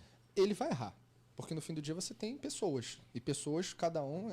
Seus aprendizados, seus erros aí. Carl Jung, que a gente tá falando... Porra, podcast de tecnologia, eu vou trazer Carl Jung, discípulo de Freud. Na próxima vem de smoking. Fraque. Cara, o Jung, ele fala assim, não é possível alcançar a luz sem visitar a escuridão. Basicamente. Então você vai errar. Como é que é? O Renato Russo falou isso também, né? O Jung não fala exatamente desse jeito, mas a mensagem é essa. E quando você percebe que cada um é um universo, cara, cada ser humano, cada um é perito da sua própria experiência, tu fala, pô, eu tenho aprendizado aqui, mas eu vou ter seres humanos diferentes lá. Embora haja alguns padrões, o próprio Jung criou arquétipos, né? Seres humanos podem ser classificados por alguns padrões comportamentais e tal. Isso, inclusive, deriva o que a gente usa no design thinking, no marketing, que são os estudos de persona. Né? Mas deixa isso pra lá agora. Quando você percebe isso, tu fala assim, eu vou errar. Só que eu tenho maior chance de corrigir a rota, porque eu já errei tanto em outras ocasiões que eu vou buscar em similaridades ou eventos que possam ser parecidos. Que solução eu usei lá atrás? Porra, vou testar isso agora. Então você tem mais repertório para solução. Você tem atalho para resolver problemas. Atalho não é talvez a melhor palavra, mas você tem repertório. Então, isso é um ponto extremamente favorável. A experiência, né, cara? Repertório é experiência. Você já passou por isso. Você consegue lidar melhor com situações que não são mais novas, né? Exatamente, exatamente. E aí quando você percebe que as empresas que estão começando agora vão errar, tem a sua singularidade ali. Mas hoje você tem esse repertório que traz mais segurança. Até empresas extremamente tradicionais começam a se sentir um pouco mais seguras. E outro detalhe, por que eu estou começando agora? Ah, porque lá atrás o executivo não teve visão. Cara, calma, não ousa, não julgue desse modo, né? Talvez é porque aquele mercado não precisava naquele momento. Tem gente que botou o carro na frente dos bois. A Microsoft, em 2000, criou um tablet. Vocês sabem disso? Criou um tablet. Foi o produto maior fiasco eletrônico do ano. 2010. O que surge no mercado? iPad. A Microsoft fez o Windows Phone, né, cara? Mas eu não vou falar lá da Windows Microsoft. era muita inovação na época. Exatamente, Rodava em exatamente. calculadora, né? Cara, Exato. todo mundo tem seus erros e acertos. A Apple tem um monte de fracassos nessa história, Sim, né? sim. Agora, se você for pensar que em 2010, vou falar da Apple, surge o iPad, produto eletrônico mais vendido do ano, pô, qual foi a diferença? A Apple é melhor, a Apple é aquilo, a Apple é assado. Cara, existe no mínimo uma diferença de 10 anos. Nem sempre o mercado está preparado para o que você vai propor aí. O timing faz toda a diferença. Faz. E por isso que tu tem que testar. Gurgel, que o diga perto do Elon Musk, lógico. Nossa, pode Gurgel chegou a lançar carro elétrico no Brasil, cara. Agora, Né? tem um ponto também, assim, pensando em algumas coisas. Lá no começo você falou de XP, né? Extreme Programming. Então, assim, tem diferenças quando você está em processos para desenvolver software melhor. Então, enfim, ter um time mais qualificado. Porque XP, quando você traz programação em pares e tudo mais, é fazer um código melhor. É fazer uma coisa que vai funcionar melhor. E outra, quando você está falando em um produto melhor, uma solução que entrega esse valor. Isso, o quanto aí a gente está falando de... O quanto é o valor ágil? É mais software ou é mais produto? Vou puxar o gancho e já pedir para você explicar então agora a diferença das práticas ágeis, que eu acho que está mais ligado à qualidade de código, etc., e a cultura, que aí está mais ligado talvez a produto, inovação e etc. Cara, excelente. Vamos lá. Eu tinha falado aqui há algum tempo atrás sobre dirigir um carro na neblina, né? Então pensa assim, ó. Você está dirigindo um carro que é numa serra, à noite, tá chovendo, tá com neblina, você nunca passou naquela estrada na sua vida, não tem iluminação pública, tem risco de animal na pista. Todas as condições são as das mais adversas possíveis. Isso é dirigir em São Paulo. Pode crer. Ou filme de terror, né? Vamos combinar, Eu tô né? no passageiro mexendo no celular. Né? Exatamente. Isso é você de Uber no banco do lado, tipo, Cara, eu indo pra tenho uma Zona história Norte. de Uber muito engraçada depois pra contar. Não tem nada a ver com o nosso assunto, mas tem a ver com multitask. Vale a pena falar depois. E aí, cara, você tá dirigindo nessas condições. O que você consegue enxergar à tua frente? É o que o farol do teu carro alcança. Sei lá, tá na neblina, 3 metros, 2 metros, talvez 5, estourando. Então você vai meter o pé no acelerador e falar, vamos que vamos. Você não sabe o que está na tua frente. Então você vai precisar ter uma estratégia de direção adaptativa. Né? Se você for transpor essa realidade para uma organização que ela se considera ágil para produzir valor, o que ela está fazendo? Tendo uma definição de um plano estratégico que ela constrói uma visão. Pretendo chegar naquele lugar. Para chegar lá, o quanto eu reviso a minha estratégia em ciclos curtos de tempo. Para eu validar se a minha estratégia está parando de pé, eu tenho que ter indicadores. Aí a gente começa a entrar em KPIs e OKRs. Né? Tem aquela velha máxima de que você não avalia o que você não mede, né? E se você não mede alguma coisa, como é que você sabe se você pode melhorar? Né? É isso. Então, quando você entende que essa realidade exige da organização controle, aí tu fala assim, pô, mas o ágil não tem controle. A agilidade destrói o comando e controle. Cara, uma coisa é comando e controle. É fazer microgerenciamento. Gestão de tarefas das pessoas. Para pensar. Pessoas são pagas hoje para quê? Para executar ou para pensar? Se você for parar para perceber que muitas das atividades que existem hoje, que a gente tem que... Nós nos desafiamos, profissionais de conhecimento, nos desafiamos todos os dias para encarar problemas e pensar com lógica e experimentar para resolver, você não tem resposta para tudo. Essa é a verdade. Você tem que pensar colaborativamente, né? Então, a liderança precisa criar uma condição de que pessoas são pagas para pensar e não para somente executar o que ela acredita que tem que ser feito. Aí você começa a desafiar a cultura da empresa. Como eu penso, como eu planejo, como eu desenvolvo e como eu entrego. Tudo isso levando em consideração o aspecto central. A adaptação, colaboração e a capacidade que você tem de ter pessoas com segurança, né? Criar um ambiente de segurança para que as pessoas performem ali. Aí tem o lance do propósito. Que o Big Shift cultural são 3 coisas. Cara, tu sai de uma gestão de comando e controle para uma gestão com inspiração e propósito. Pessoas querem, se conectam com isso. Você sai de uma visão arrogante do eu preciso saber tudo para uma visão do o quanto eu posso aprender. Eu sempre falo isso, tem um professor que me ensinou uma coisa incrível, ele foi um mentor para mim, e ele fala assim, Vitor, você sabe qual é o principal inimigo do conhecimento? E eu falei, qual? O próprio conhecimento. Aí o porquê? Porque quanto mais você sabe, mais julga saber. Isso é a lacuna que faltava para você se tornar arrogante. Isso cara, é profundo e é fato realidade. Total. Fato total. E o terceiro ponto ao invés de você evitar o erro a todo custo, é você antecipar o erro a todo custo. O fail fast, fail now é muito bonito, mas o jogo no fim do dia é o falhar barato. Esse é o próximo ponto da pauta aqui. Falhar falar barato. exclusivamente sobre isso. Mas, Mas cara, eu tenho que terminar a história das práticas. Isso que eu tô falando é cultura. Verdade. Deixa eu só E fazer que um horas complemento. que ele vai falar a história do Uber lá? Deixa eu tomar uns 2 chopp. Vai ter que ir fechando depois todos os assuntos. Mas, cara, você falou uma coisa que me destacou muito bem aqui. Onde a gente tem desafios culturais. Porque quando você disse que nós precisamos estimular uma cultura onde as pessoas pensem e não só executam, isso tira muita gente da zona de conforto. Principalmente gente, não o cara que só executa e ele passa a pensar também no que ele precisa fazer, mas principalmente gente que define o que as outras pessoas precisam somente executar. Lógico. Não é interesse dessa galera, dessa camada corporativa, de que as pessoas comecem a pensar e ter autonomia. Querendo ou não, a gente está falando de um método de trabalho que deixa a empresa um pouco mais flat, deixa a empresa um pouco mais horizontal. E isso, as empresas que percebem, sabem que isso é extremamente saudável, que é mais gente pensando. Sabe? Tem gente executando, mas você tem mais cabeça pensando para a companhia. Mas isso mexe muito com egos, com gente que está em zona de conforto. 3 coisas. Na liderança, 3 coisas. Vaidade, ego, status. Aliás, vou adicionar mais uma, poder. Não estou falando que é ruim você desejar esse tipo de coisa, mas são níveis que eventualmente vão ser incoerentes, incompatíveis com o que o mundo está exigindo da gente, cara. Sozinho, provérbio africano. Sozinho você consegue chegar mais rápido em algum lugar? Talvez. Mas junto tu vai mais longe. Onde é que tu quer chegar? Não, mas tem um ponto aí. Tirando esses 4 que você colocou, né? Mas assim, e quando alguém pegou e pensou em alguma coisa, uma semana, sei lá, tomou uma decisão, passou pro time, é isso que tem que fazer. E o time ainda quer ficar pensando sobre aquilo.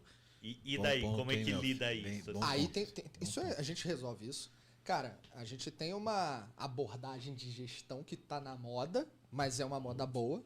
Gestão 3.0, Management 3.0. Vitão, não quero te cortar, mas eu quero pegar o gancho, do exemplo do Melfi, para você trabalhar em cima, para você continuar a tua explicação. Boa.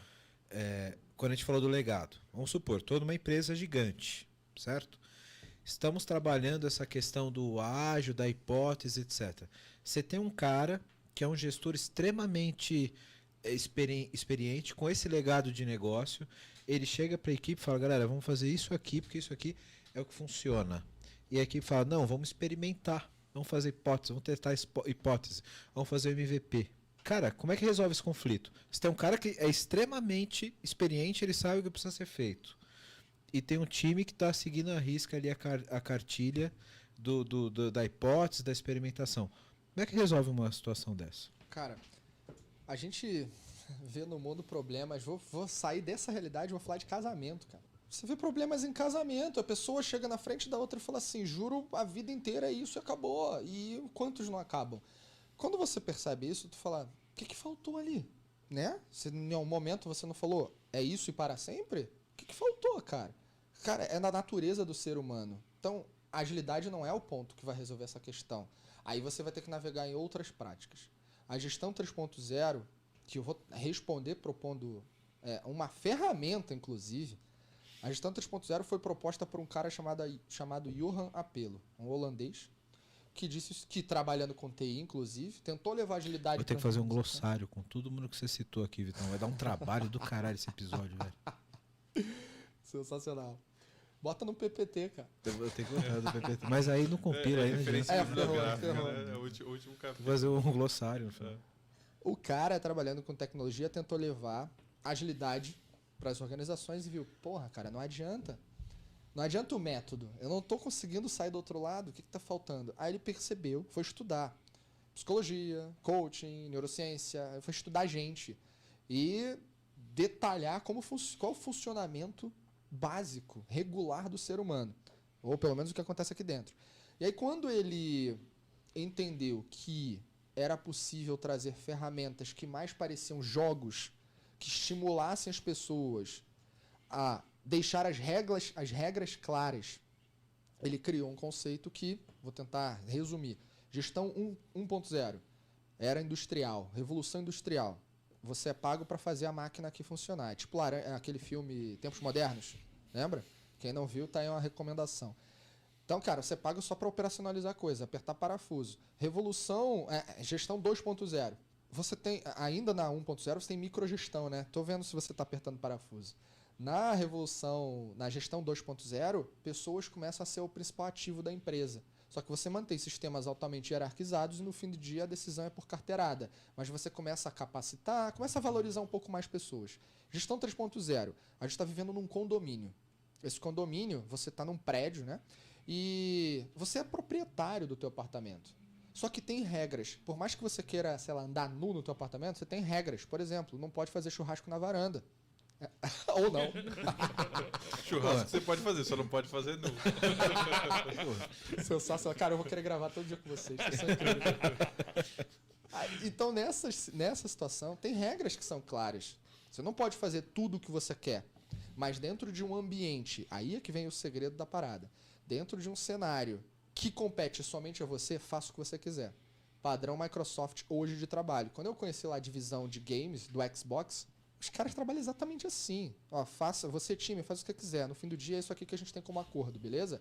Então no fim do dia, você tá dentro do apartamento, quer andar nu, beleza. Só que na varanda, se tá na convenção do condomínio que não pode fazer churrasco nu, então você não vai fazer. Se você fizer, alguma coisa vai acontecer. Certo? Quebrou então, seu barato, Valdir. Eu que não quero estar lá para ver isso, mas beleza. Melhor não. Não quer ser vizinho de Não, frente. nem- Meu Deus do céu. Sem jeito, sem condições.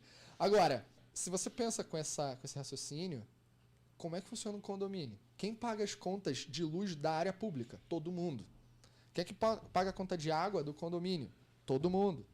É tudo distribuído, rateado. Mas Então, eu todo quero mundo- fazer uma interrupção depois. Todo agora. mundo é responsável pelo todo, embora responsável focal do teu quadrado.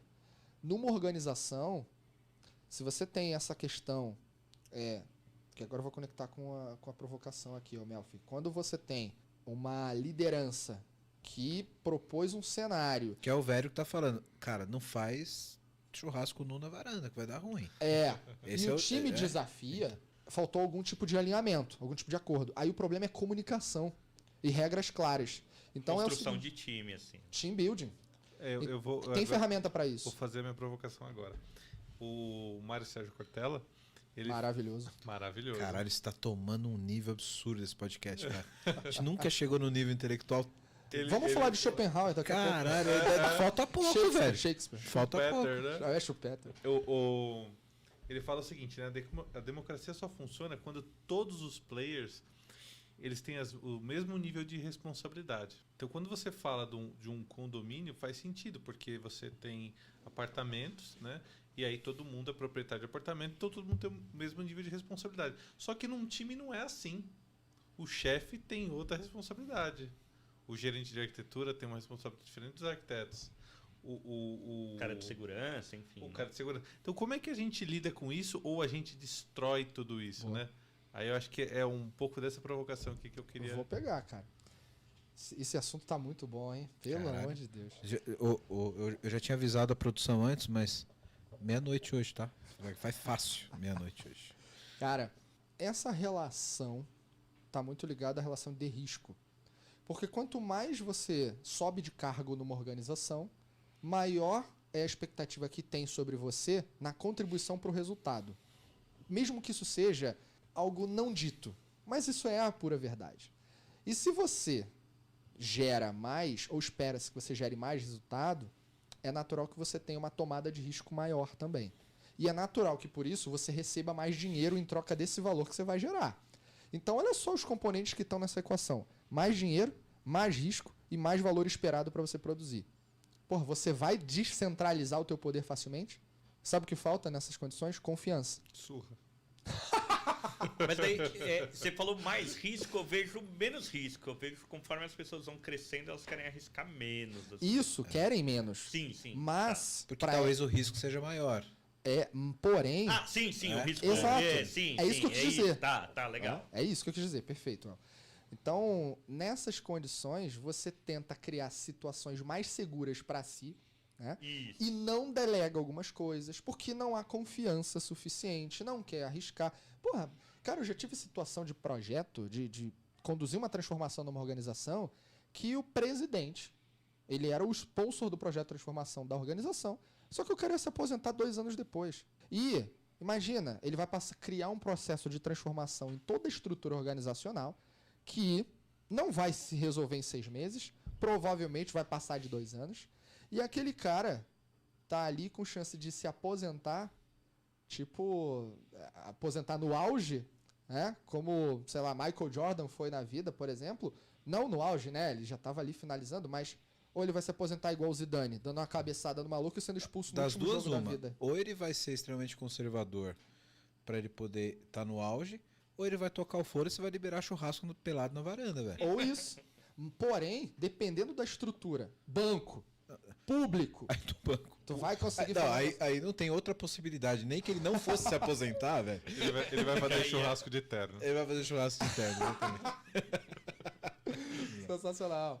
Então, são condições que operam em cima do cenário e restringem. Mas, o fato é, se eu tenho uma questão de risco, uma questão de poder, tudo isso que a gente falou, eu preciso sentir confiança na minha equipe. Como eu determino níveis de confiança para que, a partir dali, eu tenha a chance de deixar as regras de delegação claras? Porque, no fim do dia, é regra de delegação. Aí, a gestão 3.0, né, o Johan criou uma ferramenta chamada Delegation Poker. Vou chamar aqui de board de delegação. Pronto. São 7 níveis de delegação que você pode operar gestor, equipe, líder, equipe. Em que no primeiro nível, vou resumir, primeiro nível é, cara, eu sou o líder da bagaça, eu vou dizer o que é e ponto final. Segundo nível, eu vou tentar vender a ideia para as pessoas, mas assim, a decisão é minha e ponto final. Terceiro nível, eu vou pedir a opinião delas, mas a decisão é minha. Repara que eu estou cada vez mais abrindo. Quarto nível, vamos decidir em conjunto, consenso? Quinto nível, cara, decide, vou te dar aconselhamento, vou te dizer qual é a minha visão, mas a decisão é tua, time. Sexto nível, você decide e me deixa informado. Sétimo nível, foda-se, é isso. Então, quando você percebe essa questão, você fala assim, pô, o que isso significa? O que isso muda na minha vida? Cara, com a minha equipe, eu tenho tanta tranquilidade em relação a isso, que uma das coisas, quando eu cheguei na Verity, o que eu fiz? Eu estruturei com eles. Eu falei, galera, nossas recorrências, atividades recorrentes, coisas que a gente tem que fazer. É isso aqui, né? A gente fez um processo lá e identificou o que a gente precisava fazer, né, de recorrência. Quais são as tarefas ou blocos de assuntos que vocês se sentem confortáveis para pegar e fazer? Que aí a gente vai classificar isso entre 5 e 7. Entre 5 e 7 é delegação cada vez mais do teu lado. Entre 1 e 3 mais comigo. 4 tamo junto. Hashtag tamo junto, né? Então a gente fez isso. E aí, só uma coisa. Quando eles falavam, pô, isso aqui eu topo assumir essa responsabilidade. Sei lá, um exemplo qualquer. Fazer uma proposta comercial. E aí eu falo assim, a gente é uma empresa que acelera organizações, então a gente vende projetos, né? Então, proposta comercial, a gente tem que fazer. E eu viro e falo, cara, você tem capacidade hoje de fazer o pricing dessa proposta? Ah, isso aqui é um pouco de dúvida e tal. Deixa eu segurar esse risco. Essa é a minha abordagem. Deixa eu segurar esse risco.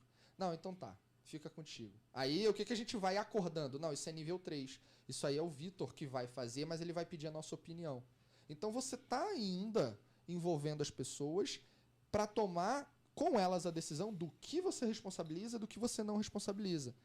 Ou corresponsabiliza. Isso fica... As regras do jogo, claro, ficam muito fáceis, porque lá na frente, quando em uma situação que tá de nível 1, se alguém virar e falar assim, ah, mas eu queria contribuir. Cara, a gente definiu que isso aqui tá na regra.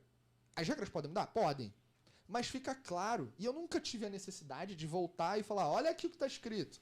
Porque contrato, o melhor contrato é aquele que você não precisa usar para comprovar nada.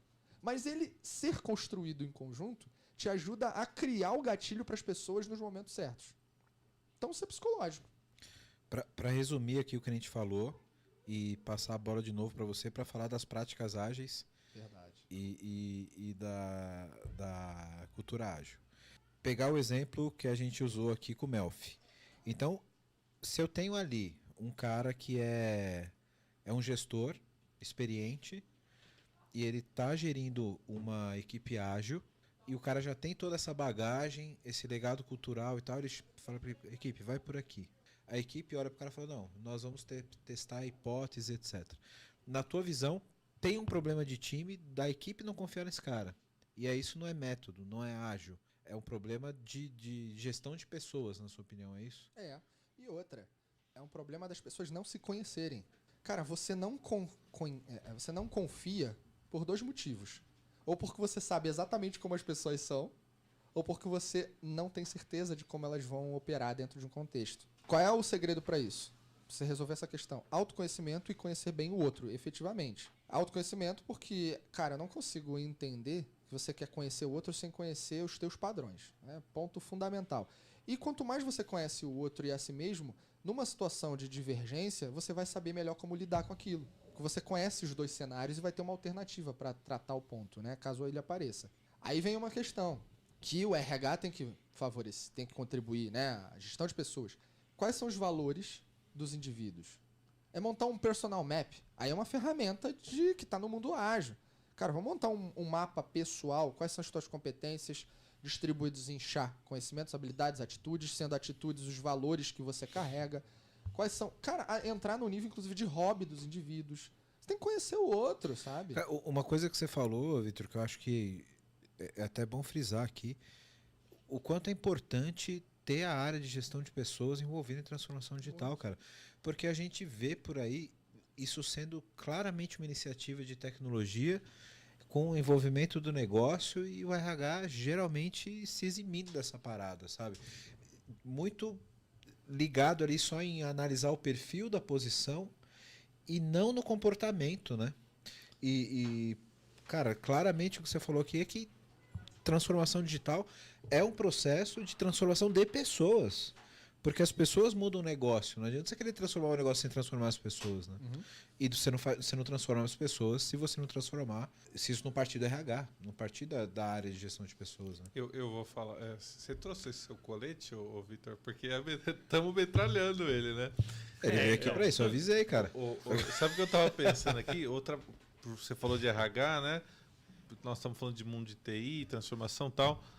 Vou colocar um tempero, né? O orégano ali, a pimentinha que a gente joga ali em cima da comida, né? E o turnover das empresas? Aí entra no outro ponto. A gente está vivendo uma situação de mercado que a oferta tá gigantesca. A demanda parece infinita. Você vê que o cara pula de empresa em empresa porque ele pode escolher onde ele quer trabalhar, né? A gente gravou nosso episódio número 2. A gente fala exatamente sobre isso. Pois é, isso é um grande desafio, porque como é que você vai fazer um team building? Como é que você vai constituir equipe? Como é que você vai gerar laços de confiança? Confiar? Você falou há pouco, né? Quando você falou do confiar, me veio aqui na mente, né, os times que eu tive que liderar do ponto de vista de tecnologia, né? Como é que eu vou confiar no time e vou delegar tranquilamente e vou falar, legal, isso aqui vai sair no fim do sprint. Como é que eu vou me comprometer com isso? E então, você tem uma perda, que ela é uma perda operacional, de eficiência, pode acontecer, né? Mesmo porque, se você não tiver uma liderança facilitadora, se tu procurar no Google aí, se procurar no Google líder, você vai ver 2 classificações.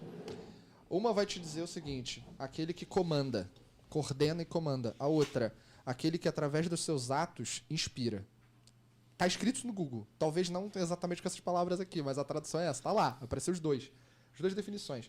A gente tem que fazer uma transição do líder funcional, líder de equipe, para ser esse que inspira. Então, o líder é responsável por mais de 60% de motivos pelos quais uma pessoa sai ou não de uma equipe. Por mais que haja uma puta demanda no mercado, dinheiro seja algo que que motiva as pessoas, você precisa conhecer quem está contigo. Então entra aí o ativo, uma outra ferramenta lá da gestão 3.0, que é o Moving Motivators. O que motiva as pessoas? O que faz com que elas deem um próximo passo? Então você tem pelo menos 10 motivadores ligados a um fator intrínseco. Dinheiro motiva? Temporariamente, porque o ser humano vive num eterno estado de querência. Eu falo que você conquista uma coisa, você quer mais depois, né?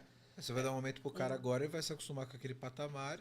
Daqui a pouco ele vai querer No evoluir estudo novamente. da administração mais clássica, o dinheiro é higiênico, né? Não motiva. Higiênico. É, Base na de Maslow. 3.0 também, enfim. Pirâmide de Maslow. Tá. Dinheiro tá ali. Depois do Wi-Fi, né? O Você Wi-Fi sempre- é a primeira. o Wi-Fi Que é a é cerveja aqui também. Sim, É isso sim. aí. É que o dinheiro, na verdade, quando você chega numa fase que você tá ganhando muito, você quer trabalhar menos. Porque daí você tá pensando na viagem, você tá pensando, sei lá, onde, enfim.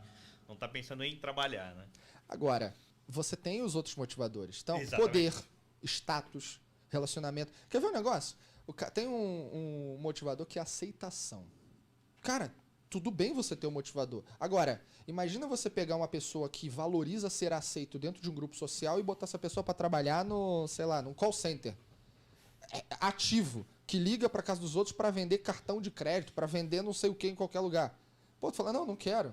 Aí a gente inventa coisas esdrúxulas muitas vezes para essas pessoas. Não, tô me mudando, tô saindo do país, não quero, vai se ferrar. Essas pessoas escutam quantos nãos por dia? Qual o percentual de não versus sim? Aí quando você percebe isso, sabe o que acontece? Você começa a ver a pessoa desmotivada. Lógico, não é aquilo que ela valoriza, né? A realidade que ela está vivendo. Então, a liderança tem que perceber esses pequenos gestos. Outra coisa, sabe que liderança... Eu vou viajar agora, mas eu acredito nisso, né? Eu vim aqui para colocar também as crenças que eu Cara, eu tenho. tô te dando chopp é pra isso. Né? Vai fundo, voa, Vitão. Vieses inconscientes. Cara, imagina assim, ó. Eu sou um cara que joga basquete. Por acaso eu gosto muito. Mas de não fato. era vôlei, velho? Eu joguei vôlei profissionalmente, mas basquete é de hobby. E aí, pô, vamos supor que eu contrate ali. Tem um time. Aí no meu time eu descubro, por algum motivo, que uma pessoa joga basquete também. E torce pro mesmo time que o meu, que é o Lakers, aliás. Hoje tem jogo, inclusive. E, pô, vamos lá.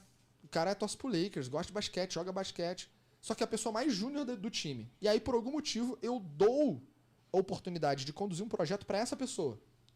Isso acontece pra caramba em projetos, em situações por aí. Não eu especificamente, mas é natural de acontecer. E aí, o restante da equipe olha e fala, pô, mas esse cara acabou de chegar, ele é júnior, tá sentando na janela, que não sei o quê, por que esse líder fez isso? Pô, ele é um babaca, ele é assado, ele é assim. Existe um envolvimento emocional além do óbvio para os outros, né? Mas é óbvio, mas ainda em nível inconsciente para aquelas 2 pessoas, líder e liderado. Por quê? Um viés que existe, dentre os 180 vieses inconscientes que existem no ser humano, isso foi estudado por psicólogos e várias outras, enfim, cadeiras, disciplinas, que mostra o seguinte: seres humanos têm uma tendência a confiar mais naqueles que gostam do que você gosta. Naturalmente. É óbvio, né? A situação do país hoje reflete isso. Exato. Claramente. Então, se eu tenho uma pessoa na minha equipe que gosta de uma coisa que eu gosto muito, é até natural eu direcionar algo para aquela pessoa e nem tô percebendo o real motivo, cara. Sim, é uma... Você É a tal da delega, você afinidade, vai indo né? por afinidade, mais inconsciente. Aproximação emocional, afinidade. Quando você percebe esse tipo de coisa, você começa a ter que mudar o seu sistema de liderança e gestão. Eu falei que em 2001 foi criado o Manifesto do Desenvolvimento Ágil do Software, né? Em 2020, dia 15 de fevereiro de 2020, eu liderei a criação, pô, tenho um orgulho de falar disso, porque foi um negócio muito legal, do Manifesto de Liderança Ágil, que foi inspirado exatamente nos moldes lá de 2001, 19 anos depois, falar, cara, não tem como eu levar a agilidade para o game se eu não tiver uma estrutura de liderança que permita isso, né?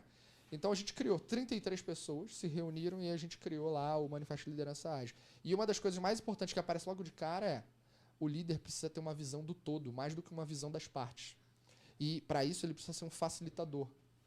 Ele precisa ser gestor? Óbvio, mas ele precisa ser um facilitador do jogo, né? E como facilitador ele tem que entender de gente, anseios, e aí muda o repertório, muda o que ele precisa estudar, muda o que ele precisa conhecer, muda o como ele precisa conhecer, como ele precisa se relacionar. Cara, o maluco sai hoje de um curso de desenvolvimento de software sabendo pra caramba, dependendo de onde ele cursa, sei lá. Aí você tá lá numa posição de gestor que não coda há quanto tempo? Aí você quer ensinar o padre a rezar, cara? Muda a tua determinação, a forma de trabalho. Então esse jogo da liderança, da relação líder-liderado, confiança, ele vai mudar ou não se a empresa vai ter turnover. Não é só o RH, é uma responsabilidade funcional do líder direto. O RH, gestão de cultura, tudo isso vai ter que criar ações e iniciativas para garantir que as pessoas estejam, em modo geral, empolgados, engajados. Mas você tem que ter uma liderança inspiradora, uma liderança facilitadora, que dê as oportunidades. Que volta no que a gente falou de gestão de pessoas. Né? É. Só que não é só o RH. Isso tem que ficar claro. Todo mundo tem que aprender a fazer gestão de pessoas. Ó, quer ver uma coisa para fechar isso aqui? Isso é ótimo, né? Que eu falo pra caramba. Em 2013, eu fiz um MBA em gestão de pessoas. Porra, eu sou formado em design, aí tal, tinha feito lá umas maluquices e fui fazer gestão de pessoas. Quando eu cheguei, na época, enfim, eu sempre trabalhei em alguns lugares também academicamente, dou aula em alguns lugares. E conversando com uma pessoa que era um líder para mim, eu virei e falei assim, pô, comecei um MBA em gestão de pessoas. Aí o cara me falou o seguinte, tu vai fazer RH, Vitor? Com cara de desprezo. Você vai fazer RH? Eu nunca vi uma pessoa que fez RH se tornar CEO de uma organização. Olha o modelo mental do cara. É um desprezo tão grande pelo fato de que eu não preciso ser RH para fazer gestão de pessoas. Põe isso na cabeça, cara. Você não acordou ainda? Mas acho que esse é o grande ponto, né, Vitor? As pessoas precisam entender que você não precisa ser do RH e que todo líder ele tem a responsabilidade de fazer gestão de pessoas. Isso não é responsabilidade de uma área. Todo líder ele tem que ser responsável por cuidar de pessoas. E tudo que a gente falou até aqui, cara, eu acho que gira em torno disso. De que a gente precisa cuidar do propósito e de como as pessoas encaram o processo de transformação. Eu acho que isso é o recado central do que a gente está falando aqui. É isso. Cara, primeiro que eu quero te convocar já para um outro episódio que a gente não abordou alguns assuntos aqui. Bora. Eu quero que a gente fale de design thinking e produtização. Lindo.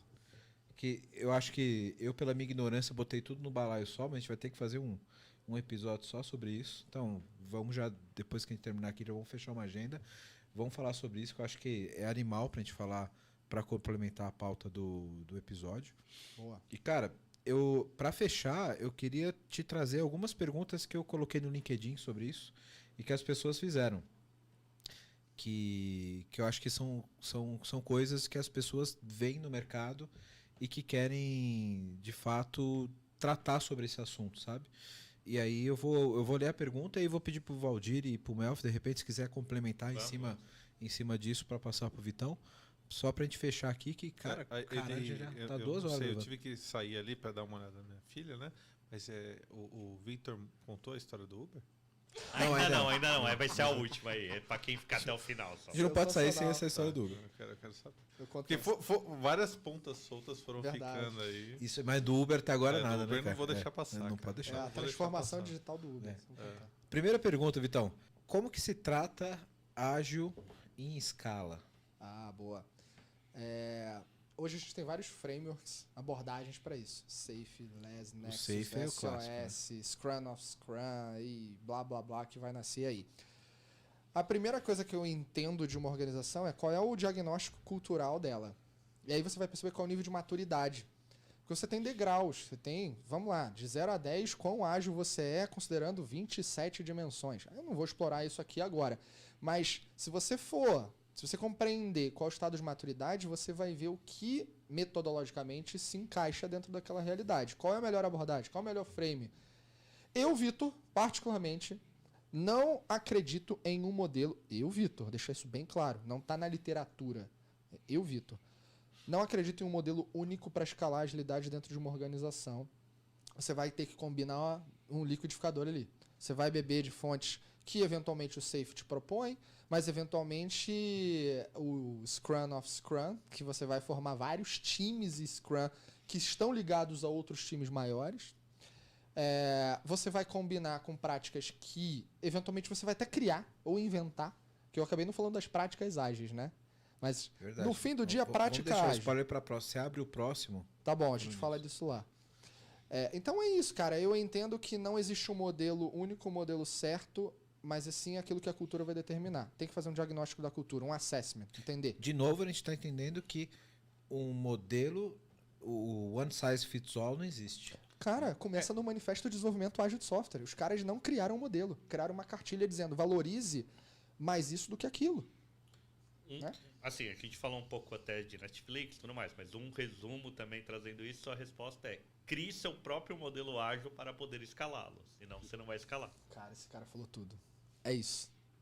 Exatamente isso. Não, foi você que falou, só Boa, Mel. Boa.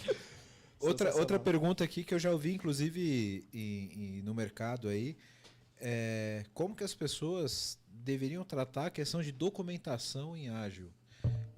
Isso eu acho muito crítico, especialmente em desenvolvimento de software, porque dá a impressão que, tipo, no ágil é bumba meu boi, vamos codar e foda-se, quem chegou amanhã que se fode, não vai saber o que leia o aconteceu. código aí. Lê o código. Como que você vê isso, Vitão? A agilidade entende que ela tem como base o Lean. Além de outras coisas, mas o Lean, ser enxuto. Então, o que você vai documentar? O que interessa, né? O que de fato é persistente. Agora, qual é a prática? Pega o guia do Scrum, que tem, sei lá, 15, 16 páginas, que encurtou mais da metade. Vai estar escrito isso lá? Não. Então, cara, vai no que o Mel falou aqui, ó.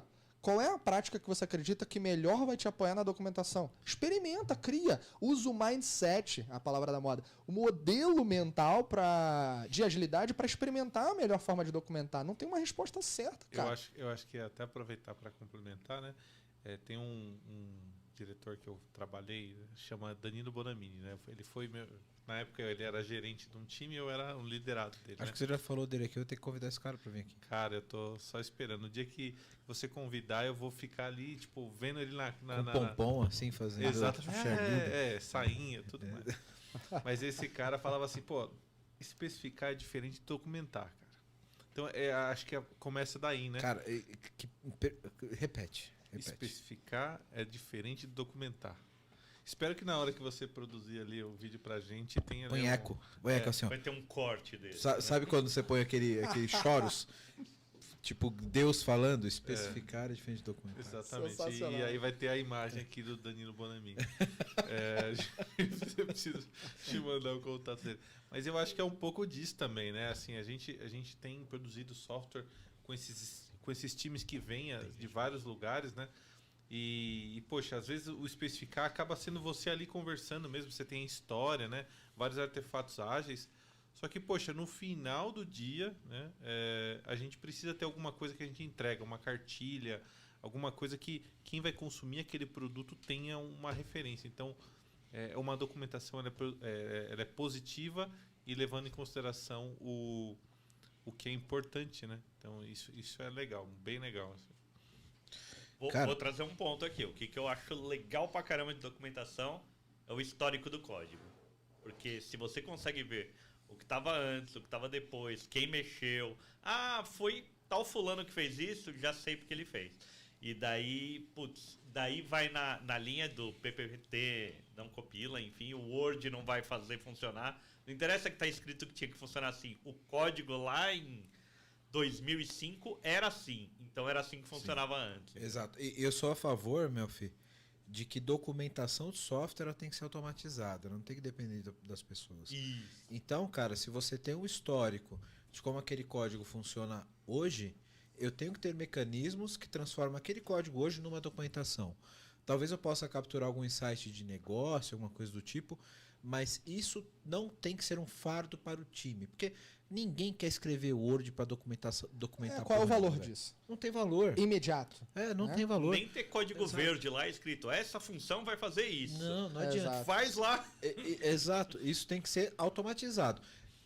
Eu entendo o valor da documentação, ela tem que existir, mas ela não tem que ser um fardo. E a gente vai gravar um episódio sobre isso. Anota aí, Valdir, não pode Sensacional. esquecer. Tem que gravar um... E tem práticas, cara. Você, tem a documentação do código, mas tem a documentação de um processo, de eventos, de decisões tomadas. Aí você hoje começa a utilizar... como é que documenta o negócio? Como é que documenta tudo isso, entendeu? Então, vou documentar no Confluence, vou documentar no Mural, no Miro, com planejamento visual. Cara, tem muita coisa aí. Qual é o certo, qual é o errado? Tem aquilo que o time se adapta. Caralho, quanta coisa pra falar, velho. Mas a gente já precisamos encerrar, já... acho que tinha uma outra pergunta que eu queria trazer aqui, mas é de um parceiro meu aqui de muito tempo, que a pergunta seria como que a gente trataria o ágil com modelo de dados aplicado a Data Science. Mas eu convidei ele a gravar um episódio aqui específico sobre Data Science, como que a gente trata isso, a questão de dados em times segregados e tal. E a gente vai fazer um episódio só sobre isso. Um abraço aqui, meu parceiro Rudy, Boa. que vai gravar com a gente um episódio sobre isso. Deixa eu perguntar aqui, a gente está produzindo esse podcast, ele tem um formato da Marvel, então depois do pós-créditos vai vir a história do Uber? Ou... Sensacional. Tipo um Vai vir o Uber pós-créditos, e o Vai Hulk lá subir dentro. todo o letreiro. Então, cara, Como é que é? pra gente finalizar, primeiro eu quero agradecer aqui a audiência de todo mundo. Cara, Vitão, obrigado aqui, cara. Você vai voltar pra gente falar de Design Thinking, velho. Porra, tamo junto, cara. Porra, Design corre no meu sangue, cara. E produto também, cara. Acho que a gente, é uma coisa que a gente tinha que entrar aqui. E eu, pela minha ignorância, talvez não coloquei tudo no mesmo balaio, mas isso aqui dá uma pauta animal pra gente falar. A gente vai falar de Design Thinking. Talvez a gente precise gravar até 2, né? Design Thinking e produto. A gente pode falar de growth hacking dentro de produto também. Enfim, Tá, dá, cara. dá pra chegar Isso é no um samba. pau também. Mas na próxima eu venho de smoking, porque tem que trazer uma fala roupa sério. da hora pra falar com você, né, mano? Ou você pode colocar a armadura do Homem de Ferro também, porque É verdade. tá verdade. aparecendo o filme, lembra? Versão 1, volume 1, 2, 3. Tá bom, a parada tá. Valdir, obrigado aqui pela tua presença, cara. Eu que agradeço Sempre. a oportunidade sempre de Muito estar aqui, bom, né? obrigado. Agora hein? com o Victor, com o Melfi aqui, também aprendi bastante, né? Eu que tenho esse jeito bem de delivery, né? Bem de entrega, assim, aprendi a pensar um pouco diferente. Acho que eu tenho muito a te agradecer, né? Acho que vale lembrar um pouquinho aqui que a VMBears era uma consultoria de suporte, né? A ajuda as empresas a fazerem a transformação digital. E a gente tem bastante vaga aberta, né? Então, se tiver... Até aqui- para agilista, né? PO, Poxa. Scrum Master. Todo Então, mundo. tá aberto todo aí, mundo. né, Valdir? E todo mundo, né, que quiser fazer a diferença. Acho que a VMBears ela tem um pouco desse mindset de trazer a diferença, né, para as empresas, ajudar as empresas a atingirem o seu melhor, né, ser um farol. Então, quem tiver afim, estiver escutando aqui a gente, vendo a gente, people@vmbears.io, tá? A gente tá sempre aí Show de buscando Parceiraço talentos. nosso aqui, sempre junto, VMBears apoiando aqui o podcast. Então, se tiver interessado, quiser seguir uma carreira em tecnologia, VMBears aqui é o caminho. Repete de novo o e-mail, Valdir. people@vmbears.io. Melfi, meu caro. Cara, obrigado pela tua presença aqui. Obrigado Foi muito bacana, vocês, cara. aprendi muito aqui, é muito bom trocar ideia aí. Trouxe as palavras dele pra mim, aí daí fui elogiado, enfim, muito bom. Muito bom. O Melfi que vai gravar um próximo episódio aqui com a gente. Vamos falar de Open Banking, Vamos sim. vamos falar de PIX, Trazer de aí mercado inovação tecnológico. no mercado financeiro, vamos trazer isso aí Isso pra aí. pauta Já, também. a gente já deixa o trailer aqui do próximo episódio, né, Melfi? É spoiler É agora. um spoiler, mas vamos falar bastante sobre aí. Obrigado pela tua presença, cara. Obrigado a vocês, hein. Vitão, cara, mano, a gente vai gravar mais episódio aqui. Vamos falar de Design Thinking. Obrigado pela tua presença sensacional aqui, cara. Acho que a gente sempre troca umas ideias muito boas. Quando eu te convidei pra cá, eu falei, puta, dá um episódio animal, porque a gente sempre trocou uma ideia muito bacana, assim, sobre esse contraponto, né, cara? Que eu sempre fui numa área muito técnica. Você foi sempre um cara que eu sempre admirei pra caralho questão de agilidade, de requisitos, de psicologia. E obrigado, cara. É animal. Gravar contigo foi animal. E vamos gravar mais sobre design thinking, etc. Você vai ser, cara, vai ser figurinha que nem o Valdir aqui. Não aguento mais ver a cara do Valdir aqui. Você vai ser igual ele, velho. Ó, cara, vai ser um prazer, sem dúvida nenhuma, estar aqui. E eu tava com saudade de ti, cara. Porra, a gente verdade, não se né? encontrava aqui, né? Verdade, é. Pandemia aí, Verdade, né? é, Um ano e meio. verdade. E, pô, foi sensacional conhecer o Melf, o Aldir e estar aqui contigo. Galera que acompanhou a gente aqui, sensacional. O meu recado, ele tá muito direcionado a algo que eu acredito desde que eu comecei a levar agilidade para as organizações. Métodos e ferramentas aceleram o ganho de competência, eu não tenho dúvidas. Mas chega um momento que você precisa desgarrar, né, romper barreiras. É tipo você assistir Karate Kid. Bota a jaqueta, tira a jaqueta. Bota a jaqueta, tira a jaqueta. Vamos no Karate Kid mais antigo, lá no primeira versão, esfrega o chão, limpa o carro, pinta a cerca. Basicamente é isso. Vai chegar um momento que você vai estar lutando, que você vai fazer as coisas e você vai criar suas próprias condições de luta e vai superar qualquer obstáculo. Por que eu estou falando isso? Porque tem gente que acredita que tem que ser um prego ou um parafuso para se encaixar em algum buraco. Cara, na boa, se não tiver o buraco, vai lá e fura. Você não precisa ser igual a todo mundo. Faz acontecer, né, Não mano? precisa ser igual a todo mundo, cara. Na boa, a primeira provocação.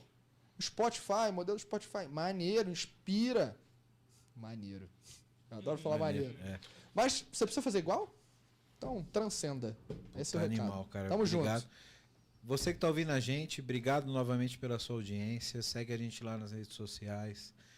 Se tiver olhando aí pela gente pelo YouTube, né? A gente é YouTube também, né, Valdir? Agora a gente fica bonito na telinha, né? Minha mãe É gosta de bonito, ver eu ela acho fazer. que não sei. Exagero, né? É um pouquinho de exagero, mas a gente é legal lá no YouTube. Se estiver vendo a gente aí no YouTube, faz o seu comentário aí, manda as perguntas, o Vitão vai voltar mais vezes. Coloca a tua pergunta, dá um like aí no vídeo, segue a gente aqui nas plataformas, segue a gente nas redes sociais. Vou deixar um cliffhanger. Quem quiser conhecer a história do Uber do Vitão, vai ter que ouvir o próximo episódio aqui. Volta que aí ele vai contar na próxima, né, Vitão? Vai ser Beleza? sensacional, Vai, acredite. Guarda essa história aí, beleza? Esse vai pro 39 lá, né? Exatamente. Galera, obrigado pela audiência aí, obrigado por todo mundo que apoiou a gente até aqui. Tá durando, hein, Valdir? Vamos durar ainda mais, hein, mano? 109. O próximo episódio que isso a gente aí. vai gravar vai ser o 109. Obrigado todo mundo, valeu, galera. Um abraço, Vitão, Melfi, Valdir. Obrigado, galera, um abraço.